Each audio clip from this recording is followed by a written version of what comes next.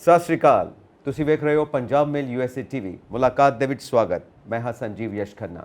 Studios ਦੇ ਵਿੱਚ ਮੇਰੇ ਨਾਲ ਮੌਜੂਦ ਨੇ ਡਾਕਟਰ ਸਤੀਸ਼ ਕਪੂਰ, ਜੋ school of oriental and African studies ਤੋਂ ਬ੍ਰਿਟਿਸ਼ ਕੌਂਸਲ ਸਕਾਲਰ ਨੇ, ਹਿਸਟੋਰੀਅਨ ਨੇ, ਹਿਸਟਰੀ ਦੇ ਉੱਤੇ ਖਾਸ ਪਕੜ ਹੈ। ਸੋ ਅੱਜ ਅਸੀਂ ਇਹਨਾਂ ਕੋਲੋਂ ਜਾਣਾਂਗੇ ਜੋ ਕੌਨਸਟੀਟਿਊਸ਼ਨ ਹੈ ਭਾਰਤ ਦਾ, ਉਸ ਨੂੰ ਲਿਖਣ ਵਾਲੇ ਡਾਕਟਰ ਭੀਮ ਰਾਓ ਅੰਬੇਦਕਰ ਬਾਬਾ ਸਾਹਿਬ, ਰਚਾਇਤਾ ਸਾਡੇ ਭਾਰਤ ਦੇ ਸੰਵਿਧਾਨ ਦੇ। ਕਿਹੜੀਆਂ ਉਹਨਾਂ ਨੇ ਹਾਲਾਤਾਂ ਦੇ ਵਿੱਚੋਂ ਨਿਕਲ ਕੇ ਇਸ ਅਹੁਦੇ ਤੇ ਪਹੁੰਚ ਕੇ ਸੰਵਿਧਾਨ ਦੀ ਰਚਨਾ ਕੀਤੀ। ਪੜ੍ਹਨ ਵਾਸਤੇ ਉਹ ਲੰਡਨ ਗਏ, ਕਿੰਨਾ ਹਾਲਾਤਾਂ ਦੇ ਵਿੱਚ, ਉੱਥੇ ਕਿਸ ਤਰ੍ਹਾਂ ਦੇ ਸਟੂਡੈਂਟ ਰਹੇ, ਸਕਾਲਰ ਰਹੇ। ਉਸ ਤੋਂ ਬਾਅਦ ਭਾਰਤ ਆਉਂਦੇ ਨੇ।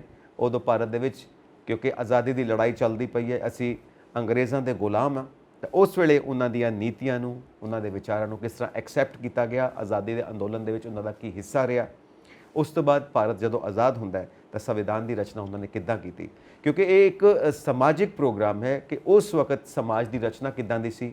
ਛੂਆ-ਛੂਤ, ਊਚ ਨੀਚ, ਅਨਟੱਚੇਬਿਲਿਟੀ, ਰੇਸਿਜ਼ਮ ਕਿਸ ਤਰ੍ਹਾਂ ਉਹਨਾਂ ਨੇ ਫੇਸ ਕੀਤਾ। ਅੱਜ ਵੀ ਦੁਨੀਆ ਦੇ ਵਿੱਚ ਰੇਸਿਜ਼ਮ ਚੱਲ ਰਿਹਾ। ਤਾਂ ਉਸ ਵਕਤ ਡਾਕਟਰ ਸਾਹਿਬ ਦੇ ਭੀਮ ਰਾਓ ਅੰਬੇਦਕਰ ਜੀ ਦੇ ਜੋ ਵਿਚਾਰ ਰਹੇ ਨੇ ਰੇਸਿਜ਼ਮ ਨੂੰ ਲੈ ਕੇ, ਉਹ ਅੱਜ ਵੀ ਅੱਜ ਦੀ ਦੁਨੀਆ ਵਿੱਚ ਵੀ ਉਨੇ ਹੀ ਜ਼ਿਆਦਾ ਮਹੱਤਵ ਰੱਖਦੇ ਨੇ, ਉਨੇ ਹੀ ਜ਼ਿਆਦਾ ਇੰਪੋਰਟੈਂਟ ਨੇ। ਸੋ ਇਹ तमाम ਗੱਲਾਂ ਅਸੀਂ ਜਾਣਾਂਗੇ ਕਿ ਇੱਕ ਇਨਸਾਨ ਉਹਨਾਂ ਹਾਲਾਤਾਂ ਚੋਂ ਨਿਕਲ ਕੇ, ਗੁਰਬਤ ਗਰੀਬੀ ਵਿੱਚੋਂ ਨਿਕਲ ਕੇ ਇਸ ਅਹੁਦੇ ਤੇ, ਇਸ ਪੋਜੀਸ਼ਨ ਤੇ ਕਿਵੇਂ ਪਹੁੰਚਦਾ ਹੈ। ਇੱਕ ਮੋਟੀਵੇਸ਼ਨਲ ਸੈਸ਼ਨ ਵੀ ਹੋ ਸਕਦਾ ਹੈ ਤੁਹਾਡੇ ਸਾਰਿਆਂ ਲਈ, ਔਰ ਇੱਕ ਨਵੀਂ ਦਿਸ਼ਾ ਦੇਣ ਵਾਲਾ, ਲਾਈਫ ਨੂੰ ਇੱਕ ਨਵੀਂ ਸੇਧ ਦੇਣ ਵਾਲਾ, ਇੱਕ ਨਵੀਂ ਡਾਇਰੈਕਸ਼ਨ, ਇੱਕ ਨਵੀਂ ਸੋਚ ਦੇਣ ਵਾਲਾ ਸੈਸ਼ਨ ਵੀ ਹੋ ਸਕਦਾ ਹੈ ਤੁਹਾਡੇ ਲਈ। Doctor Sahib, welcome to the show ਮੁਲਾਕਾਤ। ਸੋ ਬਾਬਾ ਸਾਹਿਬ ਭੀਮ ਰਾਓ ਅੰਬੇਦਕਰ, ਮੈਂ ਤੇ ਕਾਫੀ ਕੁਝ ਉਹਨਾਂ ਬਾਰੇ ਕਹਿ ਚੁੱਕਾ, ਪਰ ਡਿਟੇਲ ਦੇ ਵਿੱਚ ਤੁਸੀਂ ਦੱਸੋਗੇ ਸਾਨੂੰ ਉਹ ਕਿਹੜੇ ਹਾਲਾਤ ਸੀ ਉਸ ਵਕਤ ਭਾਰਤ ਦੇ, ਜਿਨ੍ਹਾਂ ਵਿੱਚ ਉਹਨਾਂ ਨੇ ਜਨਮ ਲਿਆ। ਪਰਿਵਾਰ, ਫੈਮਿਲੀ ਦੀ ਬੈਕਗਰਾਊਂਡ, ਉਹ ਸਥਿਤੀਆਂ, ਉਹ ਸਮਾਜ, ਭਾਰਤ ਅੰਗਰੇਜ਼ਾਂ ਦਾ ਗੁਲਾਮ, ਉਹ ਸਭ ਕੁਝ ਕੀ ਸੀ ਜਿਹਦੇ ਵਿੱਚੋਂ ਉਹਨਾਂ ਦੀ ਪਰਵਰਿਸ਼ ਹੁੰਦੀ ਹੈ, ਔਰ ਇੱਕ ਐਸੀ ਸ਼ਖਸੀਅਤ, ਇੱਕ ਐਸੀ ਪਰਸਨੈਲਿਟੀ ਉੱਭਰ ਕੇ ਸਾਹਮਣੇ ਆਉਂਦੀ ਹੈ। ਪਹਿਲੀ ਗੱਲ ਤਾਂ ਇਹ ਹੈ ਕਿ ਬਾਬਾ ਸਾਹਿਬ ਅੰਬੇਦਕਰ ਇੱਕ ਬਹੁਤ ਵੱਡੀ ਸ਼ਖਸੀਅਤ ਦੇ ਮਾਲਕ ਸਨ। ਉਹ ਇੱਕ ਇਨਸਾਨ ਨਹੀਂ, ਇੱਕ ਪੂਰੀ ਸੰਸਥਾ ਸਨ ਜੀ। ਕਿਉਂਕਿ ਜਿਨ੍ਹਾਂ ਹਾਲਾਤਾਂ ਦੇ ਵਿੱਚ ਕੋਈ ਡਿਸਕਰੇਜ ਹੋ ਸਕਦਾ ਹੈ, ਕੋਈ ਫਰਸਟ੍ਰੇਟ ਹੋ ਸਕਦਾ ਹੈ, ਕੋਈ ਕਿਸੇ ਦੀਆਂ ਸੁਸਾਈਡਲ ਟੈਂਡੈਂਸੀਜ਼ ਵੀ ਹੋ ਸਕਦੀਆਂ ਅਗਰ ਉਸ ਨੂੰ ਸਮਾਜ ਦੇ ਵਿੱਚ ਪੂਰਾ ਮਾਨ ਸਨਮਾਨ, ਇੱਜ਼ਤ ਨਾ ਮਿਲੇ, ਸਕੂਲ ਕਾਲਜ ਪੜ੍ਹਦੇ ਹੋਏ ਬਰਾਬਰੀ ਦਾ ਦਰਜਾ ਉਸ ਨੂੰ ਨਾ ਮਿਲੇ। ਲੇਕਿਨ ਬਾਬਾ ਸਾਹਿਬ ਨੇ ਬਚਪਨ ਤੋਂ ਹੀ, ਕਿਉਂਕਿ ਉਹਨਾਂ ਦਾ ਜਨਮ ਤੇ ਮੱਧ ਪ੍ਰਦੇਸ਼ ਦੇ ਵਿੱਚ ਹੋਇਆ, ਮਹੂ ਨਾਮ ਦੀ ਜਗ੍ਹਾ ਦੇ ਉੱਤੇ, ਔਰ ਉਸ ਤੋਂ ਬਾਅਦ ਉਹਦੇ ਜਦੋਂ ਫਾਦਰ ਰਿਟਾਇਰ ਹੋਏ ਤੇ ਉਹ ਆਪਣੇ ਨੇਟਿਵ ਪਲੇਸ ਰਤਨਾਗਰੀ ਡਿਸਟ੍ਰਿਕਟ ਦੇ ਵਿੱਚ ਇੱਕ ਹੋਰ ਜਗ੍ਹਾ ਹੈ ਅੰਬਾਵੜੇ, ਉੱਥੇ ਉਹ ਆਏ ਹੈ। ਉਸ ਤੋਂ 3 ਸਾਲ ਦੇ ਬਾਅਦ ਉਹ ਚਲੇ ਗਏ ਇੱਥੋਂ 17 ਤੋਂ ਬੰਬੇ, ਔਰ ਬੰਬੇ ਦੇ ਵਿੱਚ ਉਹਨਾਂ ਨੇ ਜਿਹੜੀ ਆਪਣੀ ਐਜੂਕੇਸ਼ਨ ਹੈ ਉਹ ਪ੍ਰਾਪਤ ਕੀਤੀ ਹੈ। 1913 ਦੇ ਵਿੱਚ ਮਹਾਰਾਜਾ ਆਫ ਬੜੌਦਾ ਦੇ ਵਜ਼ੀਫੇ ਦੇ ਉੱਤੇ ਉਹ ਪ੍ਰਿੰਸਟਨ ਯੂਨੀਵਰਸਿਟੀ ਅਮਰੀਕਾ ਦੇ ਵਿੱਚ ਗਏ।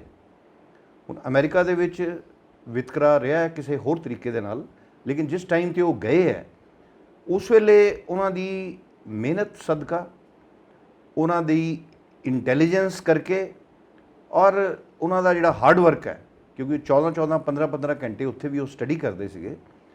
ਉਹਨਾਂ ਨੇ ਉੱਥੇ MSc ਵੀ ਕੀਤੀ, PhD ਵੀ ਕੀਤੀ, ਔਰ ਇੱਕ PhD ਨਹੀਂ ਹੈ, ਇੱਕ PhD ਉਹਨਾਂ ਨੇ ਪ੍ਰਿੰਸਟਨ ਤੋਂ ਲਿੱਤੀ ਔਰ 1927 ਦੇ ਵਿੱਚ, ਔਰ ਇੱਕ PhD ਉਹਨਾਂ ਨੇ ਇਸ ਤੋਂ ਪਹਿਲੇ ਲੰਡਨ ਤੋਂ ਲਿੱਤੀ, ਔਰ ਲੰਡਨ ਦੇ ਵਿੱਚ ਉਹ ਲੰਡਨ ਸਕੂਲ ਆਫ ਇਕਨੋਮਿਕਸ ਦੇ ਵਿੱਚ ਪੜ੍ਹੇ, ਔਰ ਪੜ੍ਹਦੇ ਇਕਨੋਮਿਕਸ ਦੇ ਉਹ ਐਕਸਪਰਟ ਸੀਗੇ।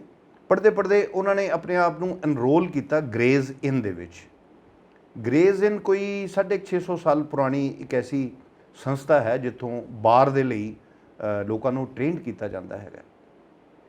ਅੱਜ ਦੇ ਦਿਨ ਦੇ ਵਿੱਚ ਇੱਕ ਪੂਰਾ ਰੂਮ ਜਿਹੜਾ ਹੈ, ਪੂਰਾ ਕਮਰਾ ਜਿਹੜਾ ਹੈ, ਇਹ ਡਾਕਟਰ ਭੀਮ ਰਾਓ ਅੰਬੇਦਕਰ, ਜਿਨ੍ਹਾਂ ਨੂੰ ਭਾਰਤੀ ਸਰਕਾਰ ਨੇ 1990 ਦੇ ਵਿੱਚ ਭਾਰਤ ਰਤਨ ਦਾ ਅਵਾਰਡ ਦਿੱਤਾ ਸੀ, ਇਹ ਉਹਨਾਂ ਲਈ ਇੱਕ ਪੂਰਾ ਕਮਰਾ ਉੱਥੇ ਡੈਡੀਕੇਟਿਡ ਹੈ, ਜਿੱਥੇ ਬੱਚੇ ਜਿਹੜੇ ਉੱਥੇ ਪੜ੍ਹ ਰਹੇ ਹੈਗੇ ਆ, ਟ੍ਰੇਨਿੰਗ ਲੈ ਰਹੇ ਆ, ਉਹ ਆਪਣੇ ਸੈਮੀਨਾਰਸ ਲਈ ਜਾਂ ਫਿਰ ਉੱਥੇ ਉਸ ਕਮਰੇ ਨੂੰ ਉੱਥੋਂ ਇੰਸਪੀਰੇਸ਼ਨ ਲੈਣ ਲਈ ਉੱਥੇ ਜਾਂਦੇ ਆ।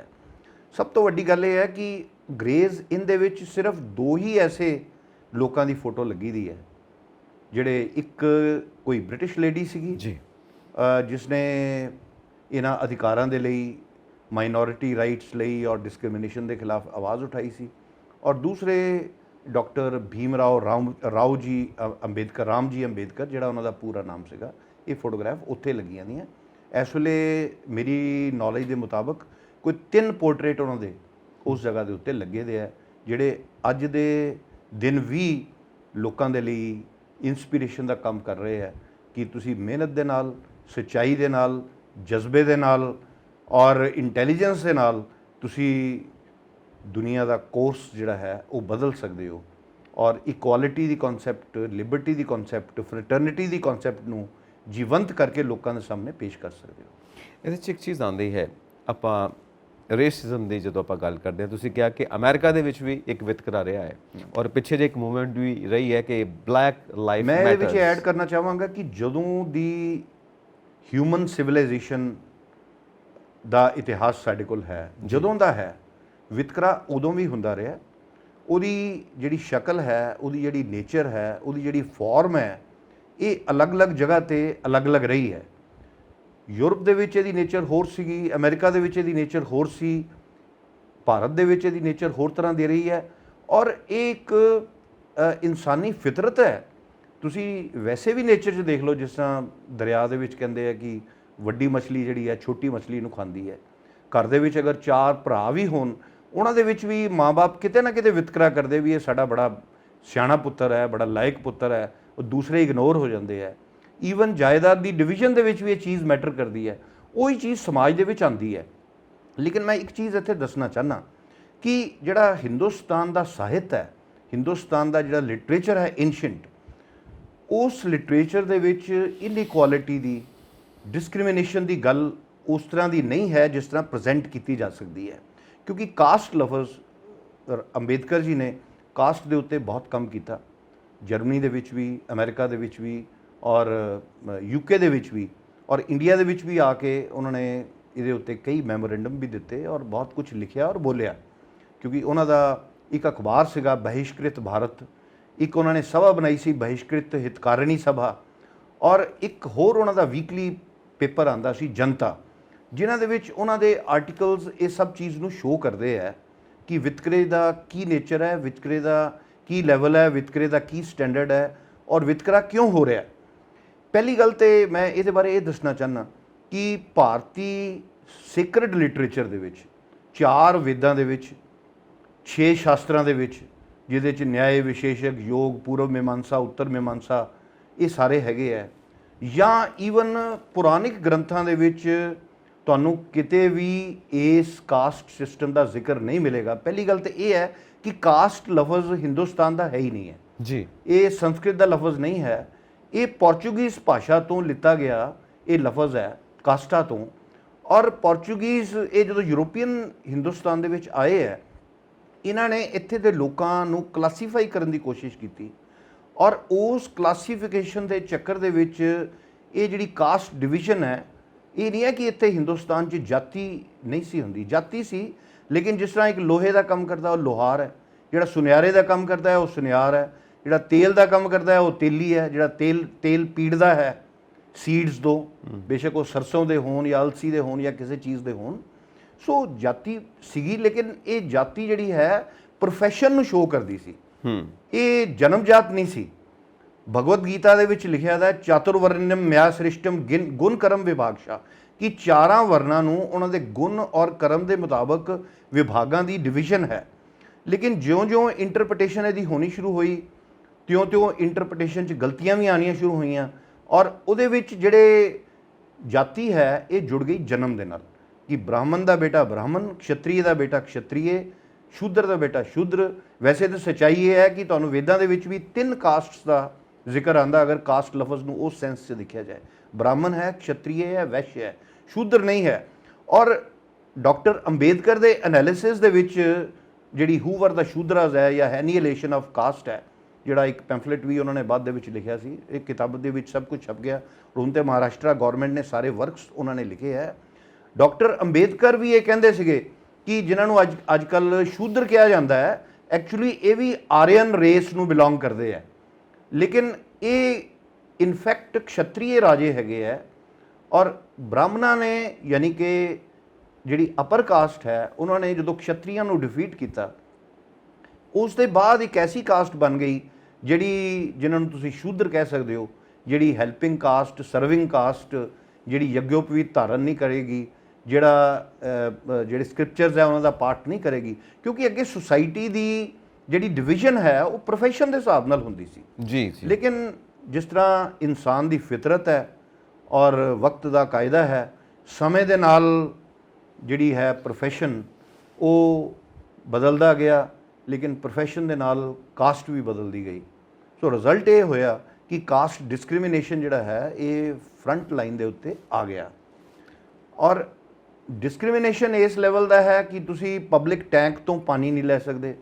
ਡਿਸਕ੍ਰਿਮੀਨੇਸ਼ਨ ਇਹ ਹੈ ਕਿ ਤੁਹਾਨੂੰ ਕੋਈ ਆਪਣਾ ਸ਼ਿਸ਼ ਸਵੀਕਾਰ ਨਹੀਂ ਕਰੇਗਾ ਕਿਸੇ ਗੁਰਕੁਲ ਦੇ ਵਿੱਚ, ਕਿਉਂਕਿ ਉੱਥੇ ਅਧਿਕਾਰ ਬ੍ਰਾਹਮਣ ਲੋਕਾਂ ਦਾ ਹੈ ਜੀ। ਕਿਉਂਕਿ ਪੁਰਾਣੀ ਕਨਸੈਪਟ ਇਹ ਸੀ ਕਿ ਤੁਸੀਂ ਅਗਰ ਪਰਫੈਕਸ਼ਨ ਤੱਕ ਪਹੁੰਚਣਾ ਹੈ ਤੇ ਤੁਸੀਂ ਉਹਨਾਂ ਜੀਨਸ ਨੂੰ ਹੀ ਡਿਵੈਲਪ ਕਰੋ, ਉਹਨਾਂ ਜੀਨਸ ਨੂੰ ਹੀ ਗਰੋ ਕਰੋ। ਇੱਕ ਨੌਲੇਜ, ਜਿਸ ਤਰ੍ਹਾਂ ਇੱਕ ਰਿਲੇ ਰੇਸ ਹੁੰਦੀ ਹੈ, ਇੱਕ ਆਦਮੀ ਇੱਕ ਜਗ੍ਹਾ ਤੋਂ ਦੂਸਰੀ ਜਗ੍ਹਾ ਤੇ ਚੱਲਦਾ ਹੈ, ਦੂਸਰਾ ਆਦਮੀ ਉੱਥੋਂ ਮਸ਼ਾਲ ਪਕੜ ਕੇ ਅੱਗੇ ਦੌੜਦਾ ਹੈ, ਜਿੱਥੇ ਉਹ ਖਤਮ ਕਰਦਾ ਉੱਥੋਂ ਇੱਕ ਤੀਸਰਾ ਆਦਮੀ ਸ਼ੁਰੂ ਹੋ ਜਾਂਦਾ ਹੈ। ਉਹਨਾਂ ਦਾ ਇਹ ਕਨਸੈਪਟ ਰਿਹਾ ਹੈ ਔਰ ਕਾਫੀ ਹੱਦ ਤੱਕ ਇਹ ਕਨਸੈਪਟ ਉਸ ਵੇਲੇ ਠੀਕ ਸੀ ਜਦੋਂ ਇਹਦੇ ਵਿੱਚ ਆਦਰਸ਼ਵਾਦ ਵੀ ਸੀ ਔਰ ਰਿਐਲਿਟੀ ਵੀ ਸੀ ਔਰ ਡਿਸਕ੍ਰਿਮੀਨੇਸ਼ਨ ਨਹੀਂ ਸੀ ਜੀ। ਕਿਉਂਕਿ ਵੈਦਿਕ ਲਿਟਰੇਚਰ ਤੇ ਕਲੀਅਰ ਜਿਹੜਾ ਹੈ ਅਹਮ ਬ੍ਰਹਮਸਮੀ ਤਤਵਮ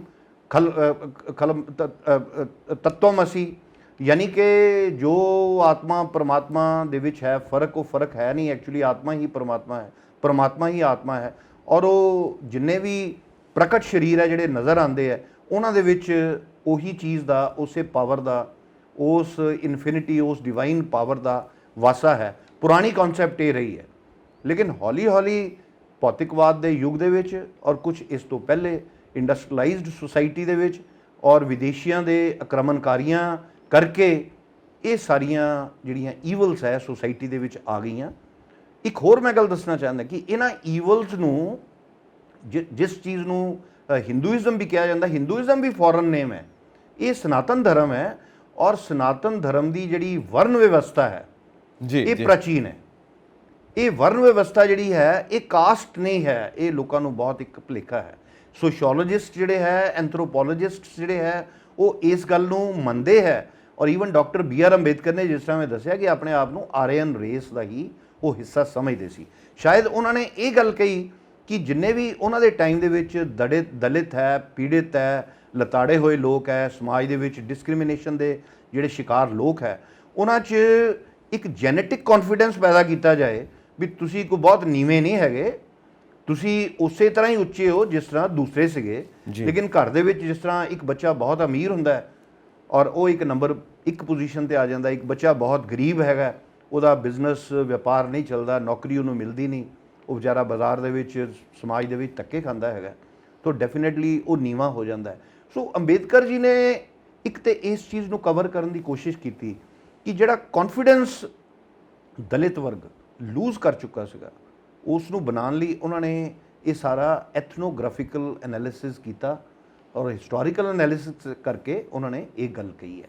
ਰਾਦਰ ਉਹਨਾਂ ਨੇ ਇਹ ਵੀ ਕਹਿਣ ਦੀ ਕੋਸ਼ਿਸ਼ ਕੀਤੀ, ਹੁਣ ਜਿਹੜੀ ਕਾਸਟ ਨੂੰ ਉਹ ਬਿਲੋਂਗ ਕਰਦੇ ਸੀ, ਮਹਾਰ ਕਾਸਟ, ਜਦੋਂ ਉਹਨਾਂ ਦਾ ਜਨਮ ਹੋਇਆ ਤੇ ਉਸ ਵੇਲੇ ਦੋ ਚੀਜ਼ਾਂ ਬੜੀਆਂ ਪ੍ਰਚਲਿਤ ਸੀਗੀਆਂ ਜੀ, ਕਿਉਂਕਿ ਉਹਨਾਂ ਦਾ ਜਨਮ ਜਿਹੜਾ ਹੈ 1891 14 ਅਪ੍ਰੈਲ ਨੂੰ ਅੱਜ ਦੇ ਦਿਨ ਹੀ ਹੋਇਆ। ਉਹ ਪ੍ਰਚਲਿਤ ਜਿਹੜੀਆਂ ਚੀਜ਼ਾਂ ਸੀਗੀਆਂ, ਪਹਿਲੀ ਚੀਜ਼ ਇਹ ਸੀ ਕਿ ਅੰਗਰੇਜ਼ਾਂ ਨੇ ਮਹਾਰ ਜਾਤੀ ਨੂੰ ਆਰਮੀ ਦੇ ਵਿੱਚ ਰਿਕਰੂਟ ਕਰਨ ਦੇ ਉੱਤੇ ਪਾਬੰਦੀ ਲਾ ਦਿੱਤੀ ਸੀ ਜੀ।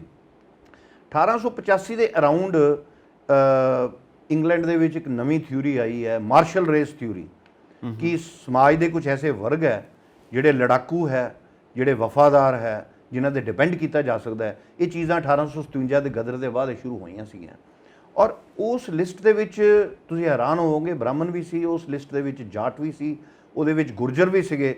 ਲੇਕਿਨ ਮਹਾਰ ਲੋਕਾਂ ਨੇ ਜਿਨ੍ਹਾਂ ਨੇ ਕੋਈ 150 ਸਾਲ ਦੇ ਕਰੀਬ ਅੰਗਰੇਜ਼ਾਂ ਦੀ ਸੇਵਾ ਕੀਤੀ ਸੀ, ਪਹਿਲੇ ਈਸਟ ਇੰਡੀਆ ਕੰਪਨੀ ਦੀ ਔਰ ਬਾਅਦ ਦੇ ਵਿੱਚ ਬ੍ਰਿਟਿਸ਼ ਕਰਾਊਨ ਦੀ, ਉਹਨਾਂ ਦਾ ਨਾਮ ਉਹਦੇ ਵਿੱਚੋਂ ਕੱਢ ਦਿੱਤਾ ਔਰ ਇਹ ਪ੍ਰੋਟੈਸਟ ਇਸ ਤਰ੍ਹਾਂ ਦੇ ਸ਼ੁਰੂ ਹੋ ਗਏ ਮਹਾਰ ਕਮਿਊਨਿਟੀ ਦੇ ਵਿੱਚ ਹੀ। ਦੂਸਰਾ ਇਹ ਸੀਗਾ ਕਿ ਸੁਸਾਇਟੀ ਦੇ ਇਸ ਦਲਿਤ, ਪੀੜਿਤ, ਪ੍ਰਤਾੜਿਤ ਵਰਗ ਦੇ ਬਾਰੇ ਜਿਹੜੇ ਹਾਇਰ ਕਾਸਟਸ ਦੇ ਲੋਕ ਸੀਗੇ, ਜਿਹੜੇ ਇੰਟਰਕਾਸਟ ਔਰ ਇੰਟਰ ਡਾਈਨਿੰਗ 'ਚ ਵਿਸ਼ਵਾਸ ਨਹੀਂ ਸੀ ਕਰਦੇ, ਯਾਨੀ ਕਿ ਇਕੱਠੇ ਬੈਠ ਕੇ ਖਾਣਾ ਨਹੀਂ ਖਾ ਸਕਦੇ ਤੁਸੀਂ, ਔਰ ਆਪਣੀ ਲੜਕੀ ਉਹਨਾਂ ਦੇ ਘਰ ਨਹੀਂ ਦੇ ਸਕਦੇ, ਉਹਨਾਂ ਦਾ ਬੱਚਾ ਤੁਹਾਡੇ ਘਰ ਨਹੀਂ ਆਏਗਾ, ਇਸ ਤਰ੍ਹਾਂ ਦਾ, ਯਾਨੀ ਕਿ ਜਿਸ ਤਰ੍ਹਾਂ ਦਾ ਸੋਸ਼ਲ ਬਾਈਕਾਟ ਤੁਸੀਂ ਕਹਿ ਸਕਦੇ ਹੋ ਉਹ ਸੀਗਾ।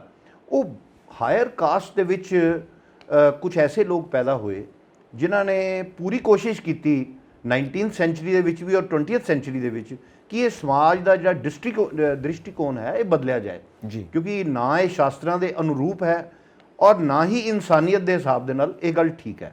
ਰਾਦਰ ਇਹਦੀ ਸ਼ੁਰੂਆਤ 12ਵੀਂ ਸ਼ਤਾਬਦੀ ਤੋਂ ਹੋ ਗਈ ਸੀ ਔਰ ਉਸ ਤੋਂ ਵੀ ਪਹਿਲੇ ਆਦਿ ਸ਼ੰਕਰਾਚਾਰਿਆ ਨੇ, ਰਾਮਾਨੁਜਾਚਾਰਿਆ ਨੇ, ਵੱਲਭਾਚਾਰਿਆ ਨੇ, ਚੈਤन्य ਮਹਾਪ੍ਰਭੂ ਨੇ, ਇਹ ਸਾਰੇ ਲੋਕ ਦੇਵਰ ਆਲ ਬ੍ਰਾਹਮਿਨਸ।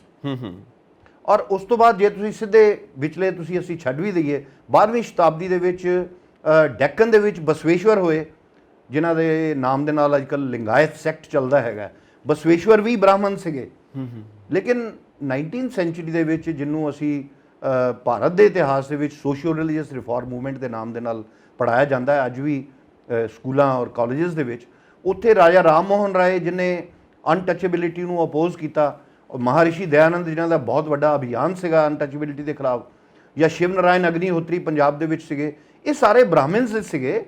ਔਰ ਤੁਸੀਂ ਹੈਰਾਨ ਹੋਵੋਗੇ ਕਿ ਈਵਨ ਦਕਸ਼ਣੀ ਭਾਰਤ ਦੇ ਵਿੱਚ, ਸੌਰੀ ਜਿਹੜਾ ਡੈਕਨ ਦੇ ਵਿੱਚ, ਜਿਹੜਾ ਪੱਛਮੀ ਭਾਰਤ ਹੈ, ਉੱਥੇ ਵੀ ਆਰਜੀ ਭੰਡਾਰਕਰ ਵਰਗੇ, ਅਗਰਕਰ ਵਰਗੇ ਔਰ ਗੋਵਿੰਦ ਵੱਲਭ ਰਾਣਾਡੇ ਵਰਗੇ ਜਿਹੜੇ ਕਿ ਉਸ ਵੇਲੇ ਜਸਟਿਸ ਸੀਗੇ, ਇਹ ਸਾਰੇ ਲੋਕ ਵੀ ਇਹ ਫੀਲ ਕਰਦੇ ਸੀਗੇ ਕਿ ਜੋ ਹੋ ਰਿਹਾ ਸਮਾਜ ਦੇ ਵਿੱਚ ਇਹ ਠੀਕ ਨਹੀਂ ਹੋ ਰਿਹਾ। ਕਿਉਂਕਿ ਦੇਖੋ ਇਨਸਾਨੀਅਤ ਕਦੀ ਖਤਮ ਨਹੀਂ ਹੁੰਦੀ। ਤੁਸੀਂ ਕਿਸੇ ਇੱਕ ਕਮਿਊਨਿਟੀ ਨੂੰ ਪੂਰੀ ਤਰ੍ਹਾਂ ਲੇਬਲ ਨਹੀਂ ਕਰ ਸਕਦੇ ਕਿ ਸਾਰੀ ਕਮਿਊਨਿਟੀ ਗਲਤ ਹੈ, ABCD ਕੋਈ ਵੀ ਕਮਿਊਨਿਟੀ ਹੋਏ। ਸੋ ਇਹਨਾਂ ਨੇ ਇਹ ਫੀਲ ਕੀਤਾ ਔਰ ਇਹਨਾਂ ਨੇ ਬਹੁਤ ਪ੍ਰਯਾਸ ਕੀਤੇ ਔਰ ਈਵਨ ਜਿਹਨਾਂ ਨੂੰ ਅਛੂਤ ਕਹਿੰਦੇ ਸੀ, ਅਨਟੱਚੇਬਲਸ, ਉਹਨਾਂ ਦੇ ਵਿੱਚ ਵੀ ਜੋਤੀਬਾ ਫੂਲੇ ਨਾਮ ਦਾ ਇੱਕ ਮਹਾਪੁਰਸ਼ ਜਿਹੜਾ ਪੈਦਾ ਹੋਇਆ, ਜਿਸ ਨੇ ਸੱਤ ਸ਼ੋਧਕ ਸਮਾਜ ਬਣਾਇਆ ਔਰ ਜਿਸ ਨੇ ਬਹੁਤ ਜਦੋਜਹਿਦ ਕੀਤੀ ਕਿ ਸਮਾਜ ਦੇ ਵਿੱਚੋਂ ਇਹ ਸਾਰੀਆਂ ਚੀਜ਼ਾਂ ਜਿਹੜੀਆਂ ਹੈ ਇਹ ਖਤਮ ਹੋਣ। ਲੇਕਿਨ ਇਹਨਾਂ ਸਾਰੀਆਂ ਗੱਲਾਂ ਦੇ ਬਾਵਜੂਦ ਸਮਾਜਿਕ ਤੌਰ ਤੇ ਬਹੁਤ ਸਾਰੇ ਲੋਕਾਂ ਨੇ ਉਹਨਾਂ ਦੀਆਂ ਗੱਲਾਂ ਨੂੰ ਐਕਸੈਪਟ ਕੀਤਾ, ਲੇਕਿਨ ਸੰਵਿਧਾਨਿਕ ਤੌਰ ਦੇ ਉੱਤੇ ਉਹਨਾਂ ਕੋਲ ਕੋਈ ਸਪੈਸ਼ਲ ਰਾਈਟਸ ਨਹੀਂ ਸੀ, ਉਹਨਾਂ ਕੋਲ ਕੋਈ ਸਪੈਸ਼ਲ ਪ੍ਰਿਵਿਲੇजेस ਨਹੀਂ ਸੀਗੇ। ਸੋ ਇਸ ਕਰਕੇ ਜਿਹੜਾ ਡਾਕਟਰ ਅੰਬੇਦਕਰ ਦਾ ਜਿਹੜਾ ਰੋਲ ਹੈ ਉਹ ਇੱਕ ਸੰਵਿਧਾਨਿਕ ਦ੍ਰਿਸ਼ਟੀਕੋਣ ਤੋਂ, ਲਾਅ ਦੇ ਦ੍ਰਿਸ਼ਟੀਕੋਣ ਤੋਂ ਉਹਨਾਂ ਨੂੰ ਸਮਾਨਤਾ ਦਾ ਅਧਿਕਾਰ ਦਿਵਾਉਣਾ ਔਰ ਉਸ ਤੋਂ ਪਹਿਲੇ ਉਹਨਾਂ ਦੇ ਅਧਿਕਾਰਾਂ ਦੇ ਲਈ ਸਟਰਗਲ ਕਰਨੀ, ਇਹ ਮੈਂ ਸਮਝਦਾ ਕਿ ਉਹਨਾਂ ਦੀ ਬਹੁਤ ਵੱਡੀ ਕੰਟਰੀਬਿਊਸ਼ਨ ਹੈ। ਔਰ ਦੁਨੀਆ ਦੇ ਉਹ ਸਾਰੇ ਵੱਡੇ ਵੱਡੇ ਲੋਕ ਜਿਨ੍ਹਾਂ ਨੇ ਅਪਾਰਥਾਈਡ ਦੇ ਖਿਲਾਫ ਜਦੋਜਹਿਦ ਕੀਤੀ ਜਾਂ ਜਿਨ੍ਹਾਂ ਨੇ ਡਿਸਕ੍ਰਿਮੀਨੇਸ਼ਨ ਦੇ ਖਿਲਾਫ ਜਦੋਜਹਿਦ ਕੀਤੀ, ਉਹਨਾਂ ਦੇ ਵਿੱਚ ਅੰਬੇਦਕਰ ਦਾ, ਡਾਕਟਰ BR ਅੰਬੇਦਕਰ ਦਾ ਨਾਮ ਵੀ ਜਿਹੜਾ ਹੈ ਬਹੁਤ ਇੱਜ਼ਤ ਦੇ ਨਾਲ ਲਿੱਤਾ ਜਾਂਦਾ ਹੈ। ਇੱਕ ਚੀਜ਼ ਇਹਦੇ 'ਚ ਆਉਂਦੀ ਹੈ ਕਿ ਜਿਸ ਤਰ੍ਹਾਂ ਹੁਣ ਅਮਰੀਕਾ ਦੇ ਵਿੱਚ, ਜਿੱਦਾਂ ਮੈਂ ਪਹਿਲਾਂ ਵੀ ਜ਼ਿਕਰ ਕੀਤਾ, ਗੱਲ ਹੋਈ ਕਿ ਬਲੈਕ ਲਾਈਫ ਮੈਟਰਸ, ਸੇਮ ਚੀਜ਼ ਆਪਾਂ ਦੇਖਦੇ ਹਾਂ। ਜਿੱਦਾਂ ਤੁਸੀਂ ਕਿਹਾ ਕਿ ਸ਼ੁਰੂ ਤੋਂ ਹੀ ਡਿਸਕ੍ਰਿਮੀਨੇਸ਼ਨ ਹੈ, ਸ਼ੁਰੂ ਤੋਂ ਹੀ ਇਹ ਵਿਤਕਰਾ ਹੈ, ਇੱਕ ਬੰਦਾ ਦੂਜੇ ਤੋਂ, ਇੱਕ ਰੇਸ ਦੂਜੇ ਤੋਂ ਆਪਣੇ ਆਪ ਨੂੰ ਸੁਪੀਰੀਅਰ, ਅੱਜ ਕੱਲ੍ਹ ਕਈ ਵੀ ਹੈ ਇੱਕ ਦੇਸ਼ ਆਪਣੇ ਆਪ ਨੂੰ ਦੂਜੇ ਦੇਸ਼ਾਂ ਤੋਂ ਸੁਪੀਰੀਅਰ ਸਮਝਦਾ। ਸਾਰੀ ਜੀਓ ਪੋਲੀਟਿਕਸ ਇਹਦੇ ਆਲੇ ਦੁਆਲੇ ਘੁੰਮਦੀ ਹੈ। ਜੇ ਇਸ ਵਕਤ ਜੀਓ ਪੋਲੀਟਿਕਸ ਤੁਸੀਂ ਦੇਖਣੀ ਹੋਵੇ ਤਾਂ ਤੁਸੀਂ ਅਮਰੀਕਾ ਨੂੰ ਦੇਖੋ, ਚਾਈਨਾ ਨੂੰ ਦੇਖੋ, ਇੰਡੀਆ ਨੂੰ ਦੇਖੋ, ਤਕਰੀਬਨ ਇਹ ਤਿੰਨਾਂ ਦੇ ਇਸ ਟਰਾਇੰਗਲ ਦੇ ਆਲੇ ਦੁਆਲੇ ਸਾਰਾ ਕੁਝ ਘੁੰਮਦਾ ਪਿਆ। ਤਾਂ ਉਸ ਵਕਤ ਦਾ ਸਮਾਜ, ਕਿਉਂਕਿ UK ਉਸ ਵਕਤ ਦੁਨੀਆ ਦੇ 75% ਹਿੱਸੇ ਦੇ ਉੱਤੇ ਰਾਜ ਕਰਦਾ ਸੀ, ਅੰਗਰੇਜ਼ਾਂ ਦਾ ਰਾਜ ਸੀ। ਇਹ ਸਭ ਐਕਸਪੀਰੀਅੰਸ ਲੈ ਕੇ ਅਮਰੀਕਾ ਤੋਂ, ਜਰਮਨੀ ਤੋਂ, ਫਿਰ ਲੰਡਨ ਤੋਂ ਪੜ੍ਹਨ ਤੋਂ ਬਾਅਦ ਜਦੋਂ ਉਹ ਇੰਡੀਆ ਆਉਂਦੇ ਨੇ, ਇੱਥੇ ਦੇ ਰੇਸਿਜ਼ਮ ਬਹੁਤ ਹੀ ਜ਼ਬਰਦਸਤ ਰਿਹਾ ਹੈ। ਅੱਜ ਕੱਲ੍ਹ ਵੀ ਮਹਿਸੂਸ ਕੀਤਾ ਜਾਂਦਾ, ਆਮ ਅਸੀਂ ਦੇਖਦੇ ਹਾਂ ਕਿਤੇ ਨਾ ਕਿਤੇ ਡੈਥਸ ਵੀ ਹੋ ਜਾਂਦੀਆਂ ਨੇ। ਰੇਸਿਜ਼ਮ ਨਹੀਂ ਹੈ, ਕਿਉਂਕਿ ਮੈਂ ਤੁਹਾਨੂੰ ਦੱਸਿਆ ਕਿ ਅੰਬੇਦਕਰ ਜੀ ਵੀ ਇਹ ਮੰਨਦੇ ਸੀ ਕਿ ਜਿਨ੍ਹਾਂ ਨੂੰ ਸੋ ਕਾਲਡ ਸ਼ੂਦਰ ਕਿਹਾ ਜਾਂਦਾ ਹੈ, ਆਰੀਅਨ ਰੇਸ ਨੂੰ ਹੀ ਬਿਲੋਂਗ ਕਰਦੇ, ਆਰੀਅਨ ਰੇਸ ਨੂੰ ਬਿਲੋਂਗ ਕਰਦੇ। ਸੋ ਰੇਸਿਜ਼ਮ ਇੱਕ ਵੈਸਟਰਨ ਕਨਸੈਪਟ ਹੈ, ਉਸ ਕੰਟੈਕਸਟ ਦੇ ਵਿੱਚ ਇਹ ਠੀਕ ਹੈ, ਲੇਕਿਨ ਹਿੰਦੁਸਤਾਨ ਦੇ ਕੰਟੈਕਸਟ ਦੇ ਵਿੱਚ ਇਹ ਸੋਸ਼ਲ ਡਿਸਕ੍ਰਿਮੀਨੇਸ਼ਨ ਦਾ ਮੈਟਰ ਹੈ ਔਰ ਇਹ ਹਿਊਮਨ ਨੇਚਰ ਹੈ। ਜਿਸ ਤਰ੍ਹਾਂ ਹੁਣ ਮੇਰਾ ਨਾਮ ਸਤੀਸ਼ ਕਪੂਰ ਹੈ, ਮੈਂ ਕਪੂਰ ਖੱਤਰੀਏ ਹਾਂ, ਤੇ ਮੈਂ ਕਹਾਂਗਾ ਵੀ ਖੱਤਰੀਏ ਨਾ ਹੁੰਦੇ ਤੇ ਕਦੀ ਕੁਝ ਹੋਣਾ ਹੀ ਨਹੀਂ ਸੀ। ਭਗਵਾਨ ਰਾਮ ਵੀ ਖੱਤਰੀਏ ਸੀ, ਠੀਕ ਹੈ ਨਾ ਗੱਲ। ਮਹਾਵੀਰ ਵੀ ਖੱਤਰੀਏ ਸੀ ਜਿਨ੍ਹਾਂ ਨੇ ਜੈਨ ਧਰਮ ਚਲਾਇਆ। ਮਹਾਤਮਾ ਬੁੱਧ ਵੀ ਖੱਤਰੀਏ ਕੁਲ 'ਚ ਪੈਦਾ ਹੋਏ। ਗੁਰੂ ਨਾਨਕ ਸਾਹਿਬ ਜਿਹੜਾ ਹੈ ਇਹ ਵੀ ਬੇਦੀ ਖੱਤਰੀ ਸੀਗੇ। ਸੋ ਇੱਕ ਆਪਣੇ ਆਪ ਨੂੰ ਸਾਈਕੋਲੋਜੀਕਲੀ ਕੌਨਫੀਡੈਂਸ ਦੇਣਾ ਔਰ ਬਾਕੀਆਂ ਤੋਂ ਉੱਚੇ ਸਮਝਣਾ, ਇਸ ਤਰ੍ਹਾਂ ਹੀ ਬ੍ਰਾਹਮਣ ਲੋਕ ਹੈ, ਉਹ ਵੀ ਡੈਫੀਨੇਟਲੀ ਇਹ ਮਨੋਵਿਗਿਆਨਿਕ ਤੌਰ 'ਤੇ ਉਹ ਕਹਿਣਗੇ ਦੇਖੋ ਜਿੰਨੇ ਵੇਦ ਹੈ, ਜਿੰਨੇ ਸ਼ਾਸਤਰ ਹੈ, ਜਿੰਨੇ ਉਪਨਿਸ਼ਦ ਹੈ, ਉਹਨਾਂ ਦੀ ਰਚਨਾ ਤੇ ਸਾਰੀ ਬ੍ਰਾਹਮਣਾਂ ਨੇ ਕੀਤੀ। ਜਿੰਨੇ ਵੱਡੇ ਵੱਡੇ ਬੰਦੇ ਹੋਏ ਆ ਸਭ ਉਹ ਹੋਏ ਆ। ਹਰ ਕਾਸਟ, ਹਰ ਕਮਿਊਨਿਟੀ, ਹਰ ਗਰੁੱਪ, ਭਾਵੇਂ ਉਹ ਇੱਕ ਮੁਹੱਲਾ ਹੋਵੇ ਇੱਕ ਸ਼ਹਿਰ ਦੇ ਵਿੱਚ, ਉਹ ਕਹੇਗਾ ਵੀ ਜਿਹੜਾ ਸਾਡਾ ਏਰੀਆ ਹੈ, ਸਾਡਾ ਮੁਹੱਲਾ ਜਿਹੜਾ ਹੈ, ਇਹਦੀ ਸਭ ਤੋਂ ਜ਼ਿਆਦਾ ਕੰਟਰੀਬਿਊਸ਼ਨ ਹੈ। ਆਜ਼ਾਦੀ ਦੀ ਲੜਾਈ ਹੋਵੇ, ਅਪਾਰਥਾਈਡ ਦੇ ਖਿਲਾਫ ਹੋਵੇ, ਵੂਮਨ ਐਮਪਾਵਰਮੈਂਟ ਦੀ ਗੱਲ ਹੋਵੇ, ਹਰ ਇੱਕ ਜਿਹੜਾ ਗਰੁੱਪ ਹੈ ਉਹ ਬੇਸ਼ੱਕ ਪੋਲੀਟੀਕਲ ਹੈ ਜਾਂ ਸੋਸ਼ਲ ਹੈ, ਕਲਚਰਲ ਹੈ, ਆਪਣੇ ਆਪ ਨੂੰ ਦੂਸਰੇ ਤੋਂ ਵੱਧ ਦੱਸਣ ਦੀ ਕੋਸ਼ਿਸ਼ ਕਰਦਾ ਹੈ ਔਰ ਫੈਕਟਸ ਨੂੰ ਐਗਜ਼ੈਜਰੇਟ ਵੀ ਕੀਤਾ ਜਾਂਦਾ ਹੈਗਾ। ਇਹ ਵੀ ਫੈਕਟ ਹੈ। ਔਰ ਇੱਕ ਚੀਜ਼ ਜਦੋਂ ਆਪਾਂ ਦੇਖਦੇ ਹਾਂ, ਜਦੋਂ ਭਾਰਤ ਆਉਂਦੇ ਨੇ, ਇੱਥੇ ਇੱਕ ਗ੍ਰੰਥ ਹੈ, ਜਦੋਂ ਆਪਾਂ ਗ੍ਰੰਥਾਂ ਦੀ ਗੱਲ ਕਰਦੇ ਹਾਂ, ਹਾਲਾਂਕਿ ਸ਼੍ਰੀ ਗੁਰੂ ਗ੍ਰੰਥ ਸਾਹਿਬ ਦੇ ਵਿੱਚ ਵੀ ਇਹ ਸਮਝਾਇਆ ਜਾਂਦਾ ਹੈ ਕਿ ਮਾਨਸ ਕੀ ਜਾਤ ਸਭ ਹੈ ਏਕੇ ਪਹਿਚਾਨ ਬੋ। ਇਹੀ ਸਾਡੇ ਗੁਰੂਆਂ ਸਾਹਿਬਾਨ ਦੀ, ਸਾਡੇ ਪੀਰਾਂ ਫਕੀਰਾਂ ਸਭ ਦੀ ਇਹੀ ਸਿੱਖਿਆ ਰਹੀ ਹੈ। ਮਨੁ ਸਮ੍ਰਿਤੀ ਨੂੰ ਲੈ ਕੇ ਕਾਫੀ ਜ਼ਿਆਦਾ ਚਰਚਾ ਰਹੀ ਔਰ ਬਾਬਾ ਸਾਹਿਬ ਨੇ, ਭੀਮ ਰਾਓ ਅੰਬੇਦਕਰ ਜੀ ਨੇ ਮਨੁ ਸਮ੍ਰਿਤੀ ਦੇ ਉੱਤੇ ਖਾਸ ਆਪਣੇ ਵਿਚਾਰ ਦਿੱਤੇ ਨੇ, ਉਹਦੇ ਬਾਰੇ ਜ਼ਰਾ ਦੱਸੋ। ਇਸ ਤਰ੍ਹਾਂ ਹੈ ਕਿ ਬਾਬਾ ਸਾਹਿਬ ਨੇ ਮਨੁ ਸਮ੍ਰਿਤੀ ਨੂੰ ਸਿੰਬੋਲਿਕ ਤੌਰ ਦੇ ਉੱਤੇ, ਇਹਦੀਆਂ ਕਾਪੀਜ਼ ਜਿਹੜੀਆਂ ਹੈ ਇਹ ਉਹਨਾਂ ਨੇ ਜਲਾਈਆਂ ਸੀਗੀਆਂ 1930 ਦੇ ਅਰਾਊਂਡ, 1927 ਔਰ 1930 ਦੇ ਅਰਾਊਂਡ ਇਹ ਕੀਤਾ ਸੀਗਾ ਪਬਲਿਕ ਅਟੈਂਸ਼ਨ ਗੇਨ ਕਰਨ ਦੇ ਲਈ ਔਰ ਇੱਕ ਸਿੰਬੋਲਿਕ ਤੌਰ ਤੇ ਪ੍ਰੋਟੈਸਟ ਕੀਤਾ ਸੀ। ਲੇਕਿਨ ਮੈਂ ਇੱਕ ਚੀਜ਼ ਤੁਹਾਨੂੰ ਦੱਸਣਾ ਚਾਹੁੰਦਾ ਕਿ ਹਿੰਦੂ ਧਰਮ ਸ਼ਾਸਤਰ ਜਿਹੜੇ ਹੈ ਇਹ ਦੋ ਹਿੱਸਿਆਂ ਦੇ ਵਿੱਚ ਡਿਵਾਈਡਡ ਹੈ। ਇੱਕ ਹੈ ਸ਼ਰੂਤੀ, ਇੱਕ ਹੈ ਸਮ੍ਰਿਤੀ। ਸ਼ਰੂਤੀ ਉਹ ਹੈ ਜਿਸ ਨੂੰ ਅਸੀਂ ਅਲਾਹੀ ਬਾਣੀ, ਤੁਰਕੀ ਬਾਣੀ ਵੀ ਉੱਤੋਂ ਹੀ ਉਤਰੀ ਹੈ, ਅਸੀਂ ਕੋਈ 4 ਕਿਤਾਬਾਂ ਰੱਖ ਕੇ 5ਵੀਂ ਕਿਤਾਬ ਦੀ ਰਚਨਾ ਨਹੀਂ ਕੀਤੀ ਹੈਗੀ। ਸੋ ਜਿਹੜੀ ਸ਼ਰੂਤੀ ਹੈ ਉਹਦੀ ਮਾਨਤਾ ਹੈ।